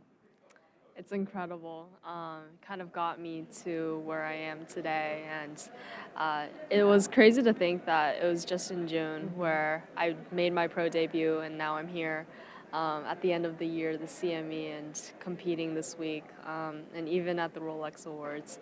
I don't know. It's just really hard to describe. It's been a long year, but I've been really, really happy with how everything turned out. And it kind of gets me excited for the next year. Yeah, we're definitely excited to see what season 2 holds for Rose Zhang. I mean, it feels like a whirlwind for all of us. I can only imagine for you in just 6 months to go through all you did from competing in college to winning and making your pro debut. How would you describe what this rookie season has been like for you? It's been very fulfilling. A lot of ups and downs. I feel like I've really wanted to just take the time and learn what it's really like to be on tour, what it's like to grind week in, week out, and I've really gotten that experience, especially throughout the summer, going into the Asia Swing and now being here. Mad props to every single LPGA Tour out here who is continuing to put in the effort, put in the grind, and inspiring those who are young and inspired to be on the LPGA Tour. It's a hard job and it's a lifestyle. So for me to be able to learn everything this year kind of puts a lot of things into perspective. And, you know, it's just great to be here. It is a hard job, but you certainly have made it look easy. Now, I want to know how you pulled this off. We thought your win was a big viral moment, but this moment at the U.S. Women's Open, this definitely went viral. This was at Pebble Beach. Now, keep an eye. You might have missed it because it happened so quickly, or you probably, everyone saw it because it went viral. But we're going to see it again in just a minute. If you saw it there closely, this tee, watch her back pocket because this tee is going to fly out of the ground and into Rose's pocket. Rose, how did you do it? I didn't do anything. Was it on a string? The tee was a paid actor at this point. We actually didn't know that the tee went into my pocket, especially until Zach, the person behind the Callaway media and the account, he didn't even know until people actually pointed it out. And then he was like, oh, shoot, I think I just recorded something. And then from there, it just went viral. So it was really crazy, especially to do it on number 7 at Pebble. Like, what's the time for that? What were you thinking when you saw that? I had no idea. And then when my account started blowing up and everyone started sending me this video, I was like, oh shoot, like I didn't know I did that. And all I could say is, what? Have you tried to replicate it since? I mean, how do you pull that off a second time? Is it even possible? I don't think I'll ever be able to do that again. Like I said, T was a paid actor. I think I can't pay it enough again to put it back in my pocket. So many incredible first moments for you in this first rookie season. Also a member of that U.S. Solheim Cup team. If you had to pick just one highlight from the year or one experience that stood out to you as a rookie that you got to be a part of this year, what would it be? Wow, that's really difficult. I gotta say, after Mizuho, that was kind of like the dream fairy tale week, right? But what I really got to experience was the Asia Swing, and I feel like being able to play all 5 weeks, playing in Hong Kong the week prior to the actual full swing, I was able to really develop a lot of close friendships, close relationships, and after Malaysia, you know, just getting to go back to the hotel and see friends, go to Japan and go to a convenience store and see Janet, see Ronnie. It's just, it's really fun. Well, it's been fun to watch you out here this first season. Congratulations on your early success, and we're excited to see what next season holds for Rose Zhang. Thanks, Rose. Appreciate it. All right, well, we're going to go from one first-time winner this season to another. Angel Yin went years waiting for that first victory. She was asked what she would do to get that first win. Here's what she had to say. Anything. So I'll win. Let me win, and then I'll do anything. All right. Do I sound desperate with that? Yeah. Okay. That's all I want. That's all I want. I've been telling everyone because I was like, if I tell the universe enough, I'm gonna manifest a truth. Hi, I'm Angel Yin, and I finally won on the LPGA Tour. Not the only one on Solheim that hasn't won. Excited. Thank you for the fans who came out to support. It's been a while since we've been back to China, and all the volunteers who made it possible. Shizhong Golf Course, IMG, and everyone, Buick, the sponsors. It's been an amazing week. Can't wait to be back next year. Huge moment for Angel Yin getting that first victory on the LPGA Tour. First win in 159 starts. Your win coming at the Buick LPGA Shanghai. Angel, what kept you working towards that moment to get that first win? Honestly, I just really like golf. So I've just been playing, and then I think at one point, win wasn't on my mind anymore. It was more about just playing good golf and being happy out there. And that good golf ended up earning you the Aon Risk Reward Challenge this season, earning $1 million for taking home that prize. What are you going to do with all that money? Nothing. Like, I'm going to save it, pay my caddy, pay my tax, be a good citizen. That's not very good. Nothing at all? No, like, everyone wants something, like, crazy, but I don't have anything. And I think when the right opportunity comes, then it's going to be good. I mean, I learned a lot from Aon Risk and Reward, right? You got to be smart with your money. So I'm not just going to take a lot of risk. I'm going to take, some time to think about it and see how it goes. What about like one small little splurge item just to reward yourself for working so hard all these years? I mean, I did splurge. I did spend a few dollars on my Rolex watch that as a first-time winner. So I already rewarded myself, and just going to see how it goes and be generous around people around me and hopefully see, I don't know, not much. I have everything in life I want, so very grateful and thankful, so I don't really need to seek for more. Well, I want to talk about this moment. Sort of went viral this season. We mentioned you were on the Solheim Cup team. This was you at the Solheim Cup, kind of stole the show with these sunglasses that you ended up wearing during the press conference. Can you tell us what happened? How did this come to be? Cheyenne Knight is the mastermind behind all of this. So, beginning of the week, she was talking about Deion Sanders. No, actually, it was in the week of, Cincinnati. She was talking about Deion Sanders, and I'm like, who is that? I'm like, not that big into football. I'm a little bit into it now, but she was telling us about him, quoting him, and I'm like, oh, this guy's pretty cool. And it kind of just became a thing. It became an even bigger thing during Week of Solheim. And she was like, we're doing our press conference together. She was like, we got to put on the sunglasses. I'm like, okay, why not? I'll find someone sunglasses. And just so there was sunglasses right there, and I put it on, and why not? So are you a fan now that you've gotten to kind of know him a little bit? I'm a fan. Of course I'm a fan. And learning lots about football slowly through Cheyenne and experiencing. And really, I think it's really fun. And honestly, when you do press conferences, why not have some fun? It's a great opportunity. You're on camera. Not everyone gets that, so why take it so seriously? Yeah, what was that experience like, just being a part of the Solheim Cup team competing over there in Spain? Amazing. Since I didn't compete 2 years ago, it's been great to be back on the team and play for Team USA, to wear red, white, and blue again. It's such a huge honor, and I'm going to try to do it next year again and hopefully try to win back the cup. And because we've been having a drought, and I'm confident that our team is going to do it because we have a great team, great leader as well. Stacy's been awesome. She's really trying to dig deep into us, finding that inner child and that inner goal, why we started playing golf, our goal. So she's digging deep, and when you dig deep, you're going to find something. So with all you've accomplished this season, what would you say back to the inner child, the young Angel Yin years ago? What would you tell her? Keep grinding, because I got big goals. Hopefully I can fulfill them one day. Absolutely. Well, congratulations on an incredible season, and I want to hear about more fun things that you end up doing with this $1 million. Yes, well, I did lose a bet to my caddy, so I am paying for his hotel in Austria with a ski trip coming up. So that is quite an amount, but I'm really happy to do so because he's been awesome on my bag. handled a lot for me this season, and I'm very appreciative. So that's just a little small gesture I can do, even though I lost a bet. I don't like losing. I can pay, just don't like losing. So, but it's worth it. You're going to have to keep winning now to pay off those bets. Angel Yen, great to see you. Thank you for the time. All right, we are going to shift gears now, get ready to see our next guest. She has had a dominant season this year on the LPGA Tour. Here's a flashback to one of Celine Boutier's victories. The Amundi Evian Championship, Celine Boutier started the final round at -11, 3 strokes ahead of Nasa Hataoka, and she rolled that one in for birdie at 2 to extend her lead to 4. Here's Boutier again for birdie, this time at the 5th. And that was her 17th birdie of the tournament. Now here's Boutier for the win and a closing round of 68. She would win by 6 strokes over Brooke Henderson.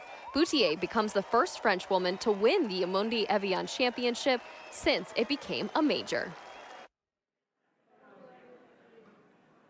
Well, it doesn't get much better than that. A woman from France winning her first major title in France at the Amundi Evian Championship. What do you think of when you think back on that moment and getting that first major title? I mean, it sounds cheesy, but it really was a dream come true for me. I just feel like I couldn't have, imagined it better. So I just feel really overwhelmed. Honestly, still kind of hard to believe that I actually won that tournament because I've just looked up to that tournament so much, for so long. So, but definitely great feelings and great memories. I mean, that was just one of 4 victories you had. And your wins came all over the globe this year. I mean, you won first in the States, you won in France, you won where else? In Scotland, in Malaysia. What does that say about you and your game, you think? I mean, hopefully it means I can play anywhere pretty well. I do feel like I sleep very well on the plane, so that helps me with jet lag. That's definitely a benefit. But yeah, it's been really fun this year just to be able to be in contention that much, and being able to, snatch these wins also very good for confidence. I feel like different types of courses as well that I've won in, so it's very good for my game. I just feel like it's very interesting how golf can test you in so many different ways. It's a new course every week, and so you just have to be able to have the skills on all different types of grasses and types of courses. So I feel like it hopefully means that my game is very adaptable, and I think that's a great quality to have. You were certainly tested when it came to that victory in Malaysia, winning a 9-hole playoff. What was the key to making it through that one? I think just patience, and honestly, I feel like it was a roller coaster of emotions from start to finish. So I just feel like there was a lot of nerves as well. You just have to be able to handle that, especially the first few holes. After that, I kind of lost count of how many holes it was already because it just kept going on and on. But I feel like it's honestly been a very good experience. I feel like it's not always you have to fight that long, so I feel like to be able to come on top is definitely great for my confidence. All right, one word to describe what it was like to win a 3rd straight European Solheim Cup title. I think legendary. A legend indeed. Celine Boutier, congratulations on just an incredible breakout season, and we wish you all the best. I know there's a lot on the line for you here this weekend at the CME Group Tour Championship, so best of luck. Thank you. All right, well, we have had a fantastic time getting to catch up with some of tonight's award winners, some of the special guests here attending tonight's show, and we're going to get ready to send you back inside for the conclusion of this year's Rolex LPGA Awards.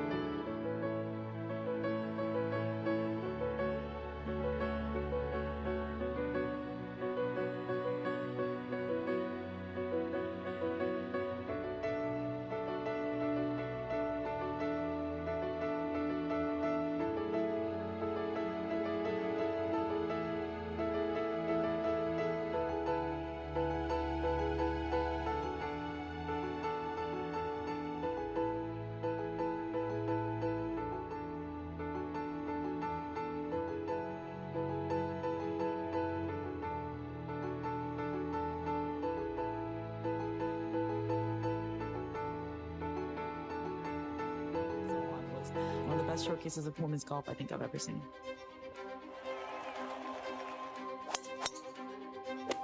Wow, what a shot. The Americans go 4-0 in foursomes. Come on. Do you believe it? Oh, look at this one. It doesn't. Got a chance. Yes. They are not done yet. It's got a chance. It goes. That's a big putt. He has made some putts. He is on fire. That's a big putt when they needed it. It's fantastic on home soil for Saganda. She can. That's a wonderful shot, and it's a magical moment. The Solheim Cup will remain in Europe.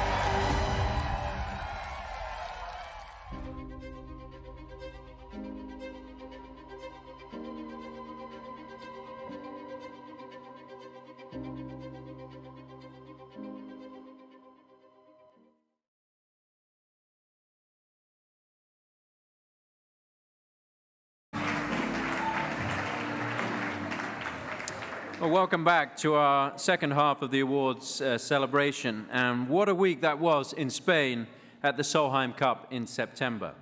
This year's Solheim Cup at Finca Cortesin certainly lived up to the billing as the first of a unique double-header with the Solheim Cup and Ryder Cup in back-to-back weeks in Europe.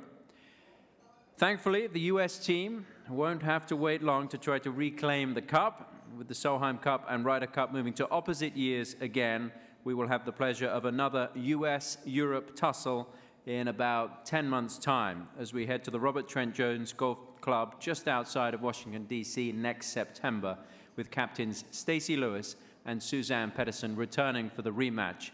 It will be a can't-miss occasion. And I want to recognize a guest that we have with us tonight, who's come all the way from her home in Norway. It is the European Solheim Cup captain, Suzann Pettersen. Suzann, stand up and be recognized.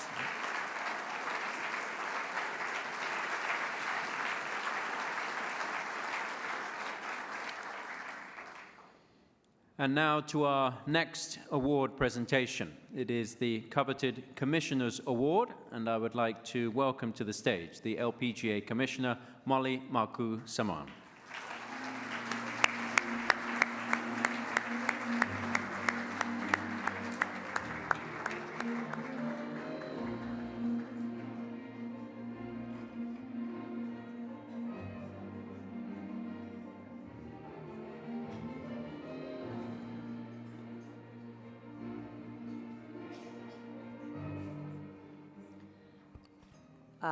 What a night, what a season, what a week. I think before I get started, we have a video, so let's cue the video.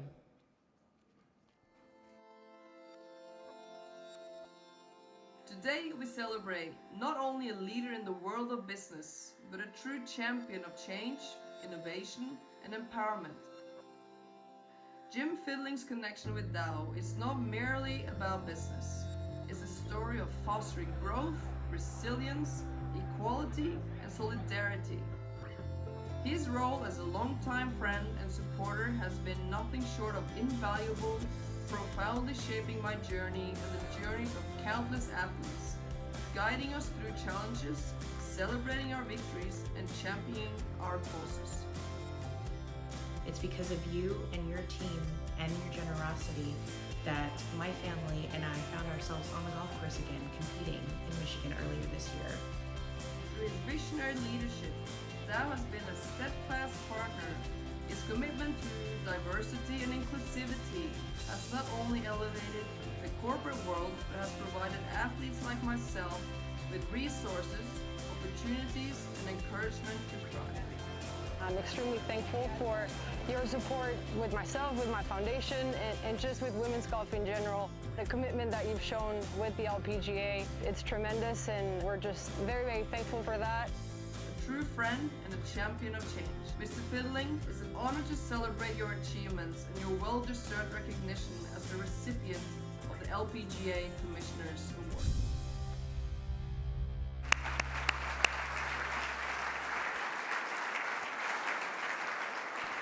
Thank you, team. Thank you, team, for putting that video together. Thank you, Suzanne. Thank you, Maria. Thank you, Jane. So first, I just want to congratulate the award winners so far tonight. Lexi, Jane, Sherry, each of you are remarkable in your own unique way. Each of you have made the LPGA stronger, and most importantly, each of you have used your unique gifts and circumstances to inspire others. That's what sports have the power to do. And honestly, that's what the LPGA has been doing for over 70 years.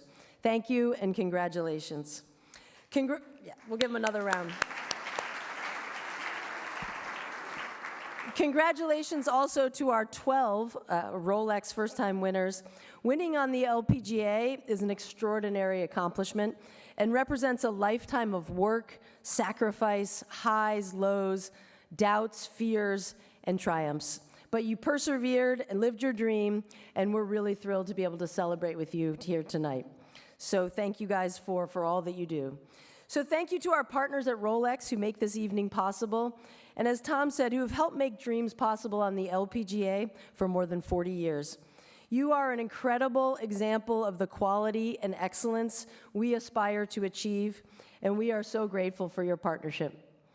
Thank you to Terry Duffy and CME Group for giving us this amazing week. Like Rolex and so many of you here with us tonight, you have moved us forward in ways that I don't think our founders could have ever imagined close to 75 years ago. So thank you all for being here, and thank you for all you do for the LPGA. Maybe we give everyone another round.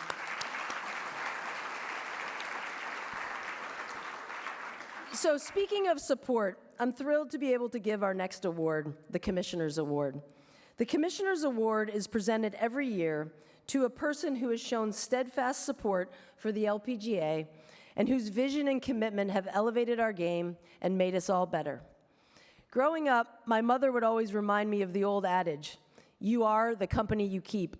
And in college, I remember reading a quote that has always stuck with me from the Stoic Greek philosopher Epictetus, who said, "The key is to keep company with people who uplift you, whose presence calls forth your best." No one fits that bill more than Jim Fitterling, the chairman and CEO of Dow, and this year's Commissioner Award winner. Having Jim and Dow as our partner has without question made the LPGA better. In fact, it's made it so much better. Jim is as passionate about golf as anyone I know. He thoroughly enjoys the core elements of the sport, but having him be our partner is about much more than that. For the last 5 years, Jim has been an unwavering advocate for the LPGA and for the power that we collectively have to use our platform, and you hear me say this all the time, to inspire, empower, and advance opportunities for girls and women on and off the golf course. It was his commitment and his vision that helped create the Dow Great Lakes Bay Invitational, affectionately known as GLBI. Jim knows this, I absolutely love the Dow Great Lakes Bay Invitational. Spend 10 minutes at that tournament and you will clearly understand 3 core things. 1, Dow believes in the LPGA and believes in our players. Dow values its people and its community. Dow sees the opportunities we collectively have to make the world better. I'll start with Dow's commitment to our players. Not only have they supported Suzanne and Maria as Dow ambassadors for many years, but they continue to move the needle for all of our players. You may have seen today that LPGA athletes will be playing for more than $118 million in total prize money next year. 16 events have purses of $3 million or higher. For some perspective, in 2021, just 2 years ago, there were only 7 events with purses greater than $3 million. Next year, one of those $3 million plus events will be the Dow Great Lakes Bay Invitational.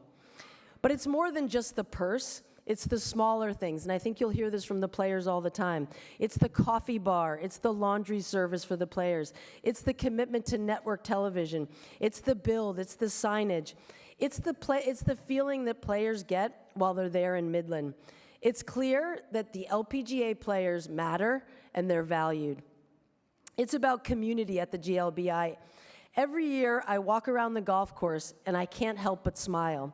Midland residents, Dow employees, everyone you encounter at the tournament is happy, inspired, and connected. Jim spent a decade working in Asia. He understands the worldwide appeal of women's golf. And he knows what it looks like when a community rallies around the local LPGA tournament and how powerful this can be in uniting and building community. So Dow has had 4,000 local volunteers since this tournament's inception, and they've given more than $1.5 million to local charities through the GLBI Team Up initiative. My favorite scene is seeing the hundreds of school-age kids that Dow has invited for the week to the tournament, sitting next to the green, cheering their hearts out, and most importantly, dreaming about what's possible. Team Up is a slogan Dow uses and clearly a value that Jim wove into the fabric of this tournament. The Dow GLBA is the LPGA's only annual team event with a format that showcases teamwork, camaraderie, communication, encouragement, and problem solving. GLBI's mirrors the culture that Jim has created for Team Dow and the feeling you get when you're around the Dow team and you're at this tournament. By the way, I just found out today that Fortune named Dow one of the world's best workplaces. Only 25 companies around the globe have been given this distinguished honor, and it doesn't surprise me at all. Dow has also worked extremely hard to use the tournament to inspire. Jim has woven DE&I into the fabric of Dow's business practices. He also very intentionally has done the same with this tournament through an amazing DE&I summit called SOAR. Couldn't be named anything better. The summit features speakers like Derek Jeter, Dow's own amazing Karen Carter, Jane Park, Annika, Renee Powell, and so many others who help us see the power we have to make the world better. The thing that I like the best about SOAR is among the audience, they're very influential politicians and business leaders, but they also invite young students who get to sit among these amazing leaders, mostly from underserved communities. They sit in this room for 6 hours, and once again, they realize that anything's possible, and they realize that they can do absolutely anything. Generally, it's those students that steal the show with the best questions, with the best engagement, and I know they walk away with more than they could have ever imagined. Dow has pushed us and guided us in our own DE&I effort, and as our official sustainability partner, they have spearheaded efforts to help make the LPGA and golf more sustainable. They're on a mission. They're innovative, they're forward-thinking, and yet again, they are inspiring. You may not know this, but this year's Solheim Cup bags were made of a Dow product called LuxSense, which is the world's first silicone-based synthetic leather material. And for the tournament, it was 100% carbon-neutral material. So Dow's investment in the LPGA isn't a marketing tool, it's a partnership of shared beliefs. None of this happens without Jim's personal commitment and leadership. He's a North Star for women's golf. He's a shining example of all that's possible. When Jim speaks about the GLBI, people pay attention. And people take notice of the company we keep. And we could not be more grateful to be in the company of such an extraordinary organization and an extraordinary leader in Dow and Jim Fitterling. On a personal note, one of the greatest gifts of being the LPGA commissioner is the company I'm able to keep.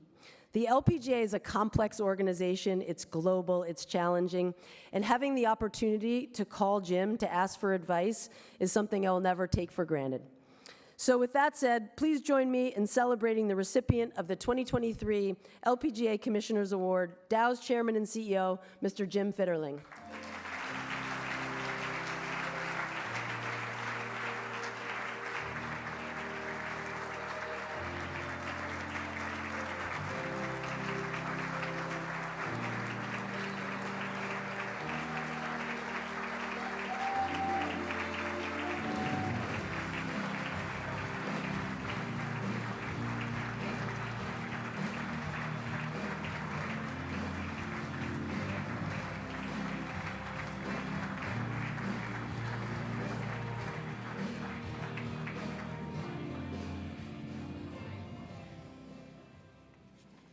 Well, thank you, Molly. Those were some pretty kind words. Are you available next week to maybe do an intro? Okay. I won't be too long, but, 40 years ago I took a plane trip, my first plane trip, to Midland, Michigan, and it wasn't long after that I joined the Dow family. And I've been proud to be part of that family every day, especially more so today, as Molly mentioned, being named to World's Best Workplace, which is something we've tried very hard to do. One of the other things I'm very proud of is that we brought the LPGA into that family, or they brought us into their family.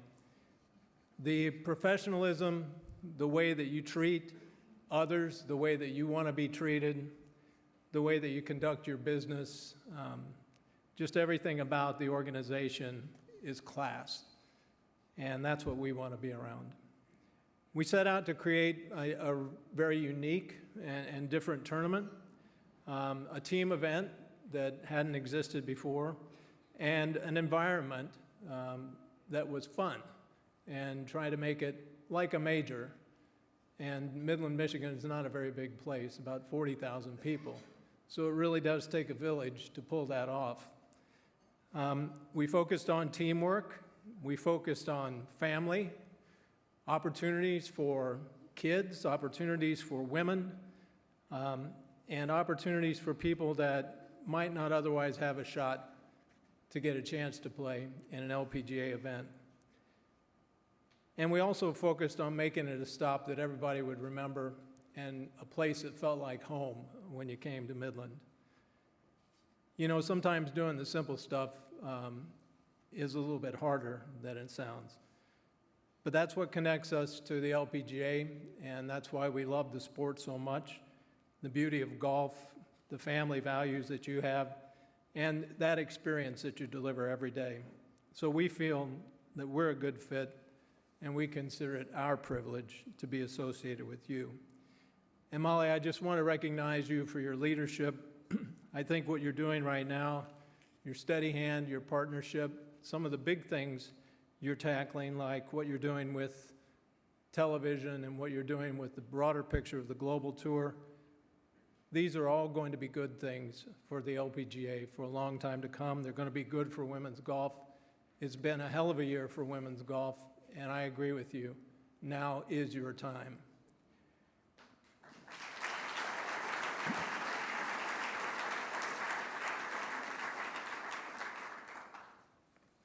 Before we ever thought about bringing the tournament to Midland, we had to do something about Midland Country Club. And most of you know, for years, a lot of clubs around the world were not doing very well. And so we decided to really reorient the club to family. And since we did that, never a year has gone by where we had a financial worry at the club. In fact, the club embraces a family, and it derives all of its success from the passion that it shows to its members. And we wouldn't be able to pull off that event without the support of the Midland Country Club. Our executive director, Carlos Padilla, is here. Carlos, Bob, and the team, they really help us to put on an outstanding event. I mentioned it takes a village. We have more than 270 local sponsors that help us make that event happen, and thousands of volunteers from all over the state of Michigan. Some drive a couple of hours each way every day to be up there for that event. And I can't get off stage without saying thank you to Suzanne and Maria for being here. Suzanne for making the trip especially to be here, and for being such great ambassadors for Dow. You really represent us well, and you live our values on the course every day. Especially grateful to Jane for coming out this year. We try to do something special and unique every year, and it was great to have you and Pete and Grace with us, and really glad to see you awarded tonight. We're a 126-year-old company. We've got 5 years with the LPGA, and we're just getting started. And I can't wait to show you what next year is going to be like at the Dow Great Lakes Bay Invitational. Thank you.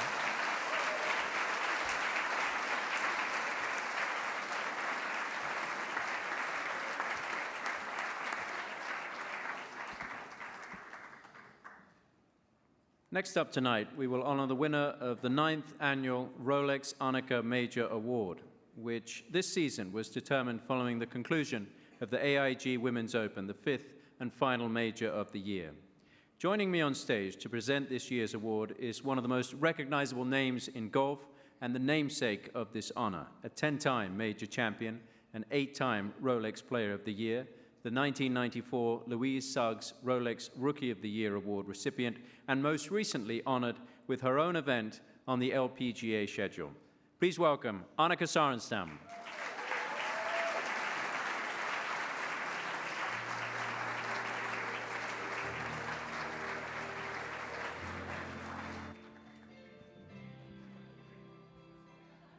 Well, welcome, Annika. Before we bring up the award recipient, let's take a look back at how the 5 major championships unfolded in 2023. It is a championship steeped in tradition, with a history to be honored and remembered. Lilia Vu got a very good chance. Yep, got it. Lilia Vu to 10 under par. Please welcome, Angel. Yeah! Or birdie to force a playoff.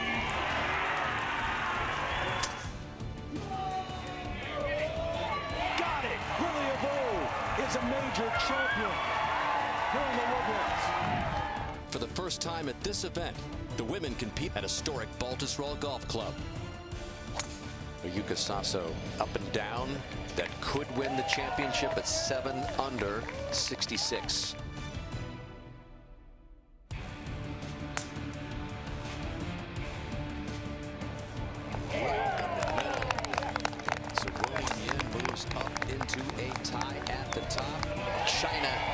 Another major champion. For the first time, it's the U.S. Women's Open at Pebble Beach. Still magic in the game of Michelle Reed West. Is it the last time? There's not a better place to go out if it is. What a start. And this to Ty Corpuz. And it goes Corpuz's way and puts her back on top. And it's Allison Corpuz who indeed emerges as the very first champion in the U.S. Women's Open at Pebble Beach.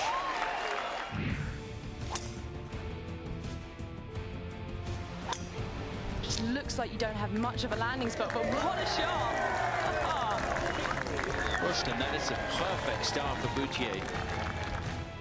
Oh my. And the lead is now 4 shots for Celine Boutier.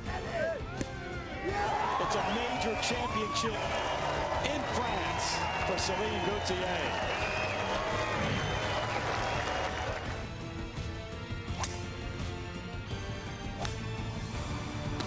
Oh, this is absolutely marvelous. Come on! Cool as a cucumber. She is just ready to hoist that trophy. She is the AIG Women's Open champion and a 2-time major champion in 2023. Please welcome to the stage Lilia Vu.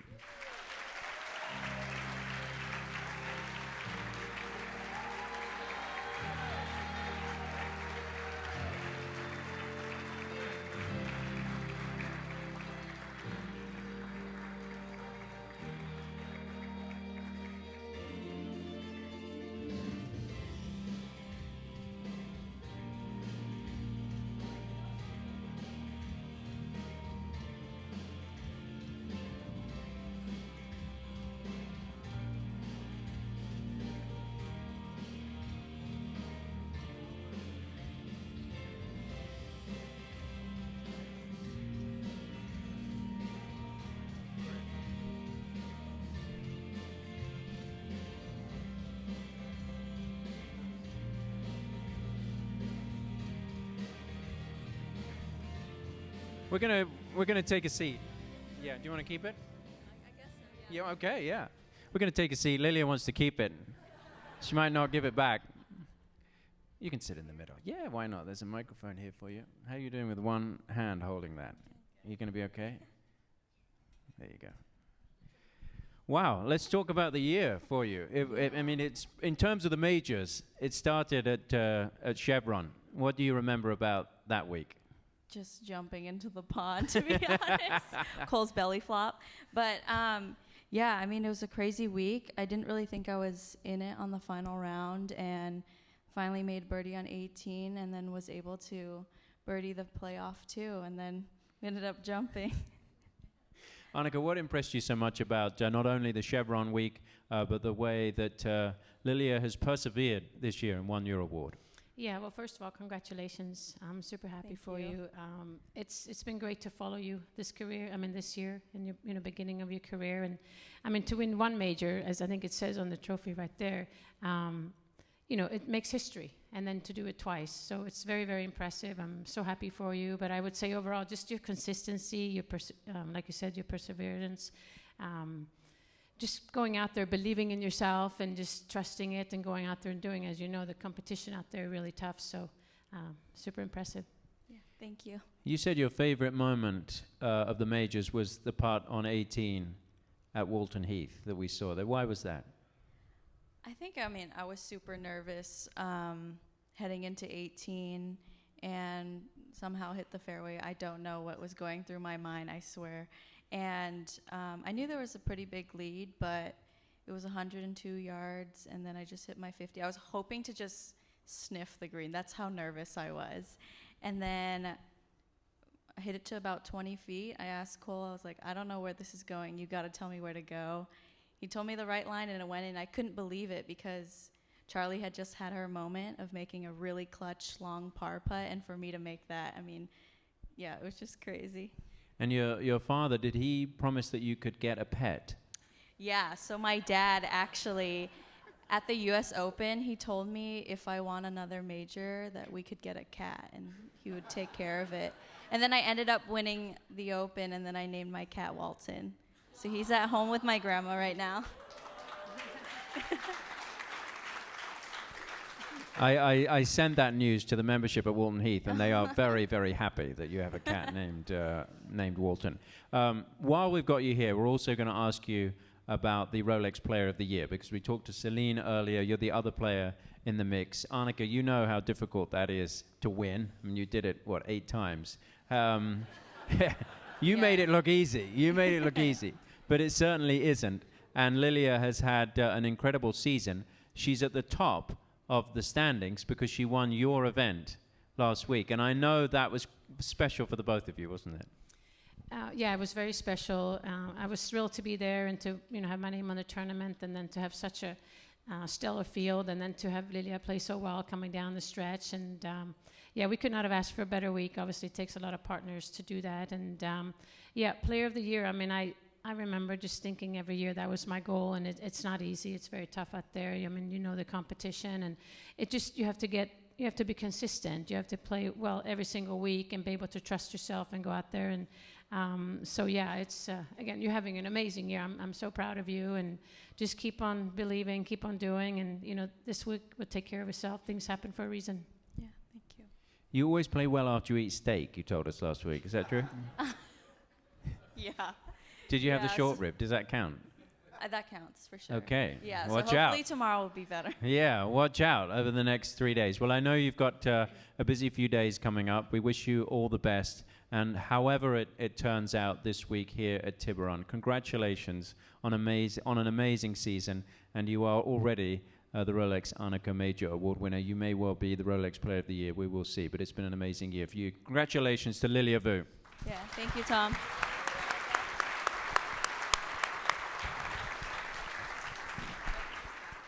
You can take it with you if you want, but we'll put it back. We're going to let Lilia take a seat. And Annika, you're going to stick around because I think it's appropriate for Annika to introduce our next award winner because you won this very award, the Louise Suggs Rolex Rookie of the Year Award, back in 1994. So as you make your way over to the podium, we're going to take a look back at the year of Hae-Dun Yu.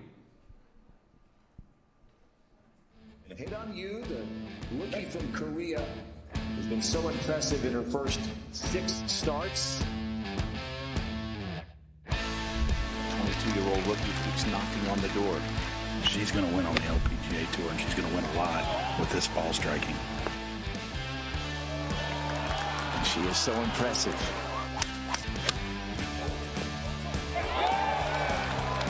That's It's got the speed. Oh, yeah. Too good, too talented, and now a winner on the LPGA Tour.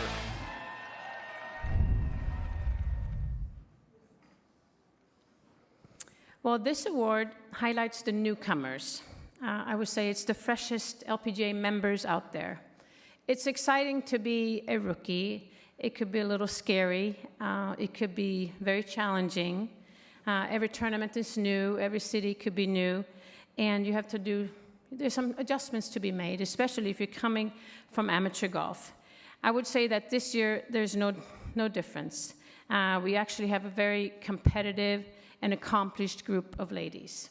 To mention a few of this tremendous rookie class, you got Grace Kim, Roseanne, Alexa Pano, amongst some others.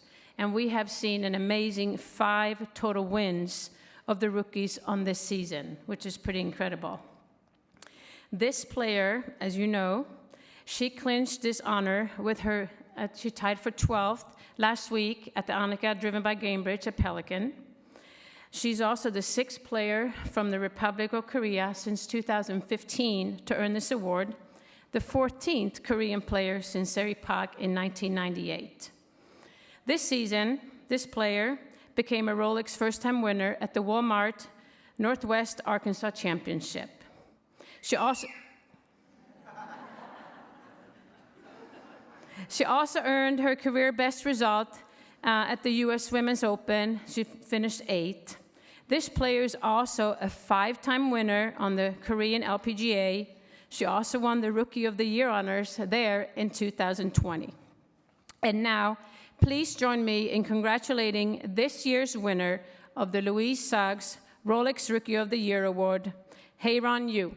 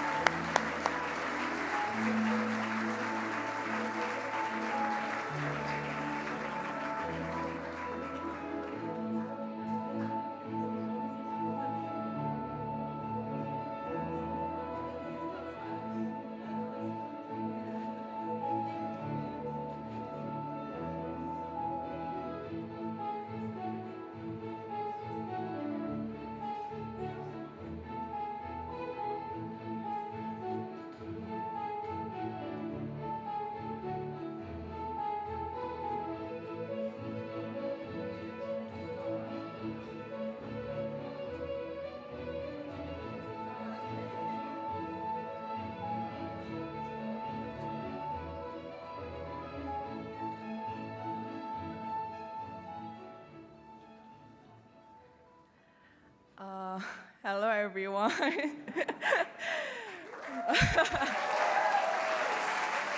Oh, I can't believe I'm here. My English isn't so good, and I'm really nervous now. So please bear with me. For those of you who may not know, I'm from South Korea, and this was my first year in the US. I'll be honest, it was so hard. But there were so many other rookies just like me. We cried and laughed on and off the course. It was such an honor playing with you. You all deserve this award, and you're all amazing.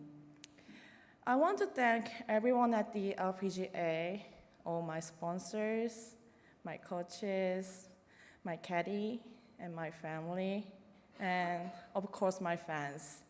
I wouldn't be here without you, and this is a dream come true.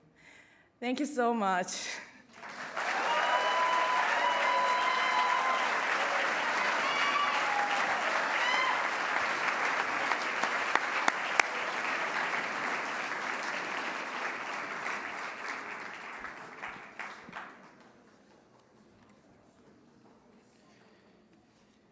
Hey, Don, you got to watch out. If you speak English that well, we're going to be looking for interviews quite a lot.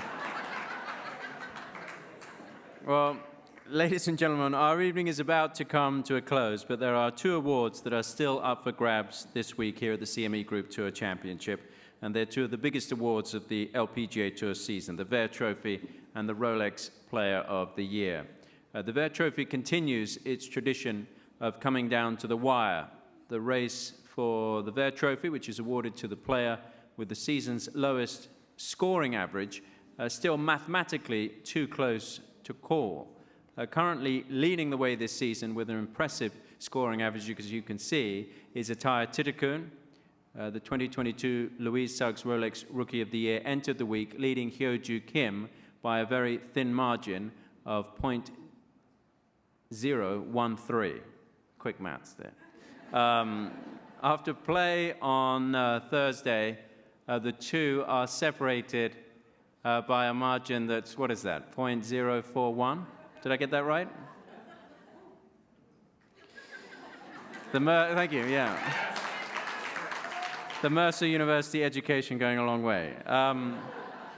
And we move to the Rolex Player of the Year award, which is a tight one as well, as we've been talking about. As you've seen through our interviews this evening, this year has featured a tightly contested battle for the honor with two players in the hunt for that Rolex Player of the Year award this year in the final event of the season. It's been an unbelievable year for both Céline Boutier and Lilia Vu. 4 wins each, both with scoring averages around 70, 3 major championship titles between them, and Lilia ranked number 1 in the Rolex rankings, the world rankings, and Céline is number 3. It's been so much fun, really, to watch those two players come up through the ranks and become stars this year and deliver incredible performances all season long. And so let's take a look back at the duel between those two players. I'll be the last one standing, 2 hands in the air, I'm a champion. You'll be looking up, you in the I live for that, so to I bet.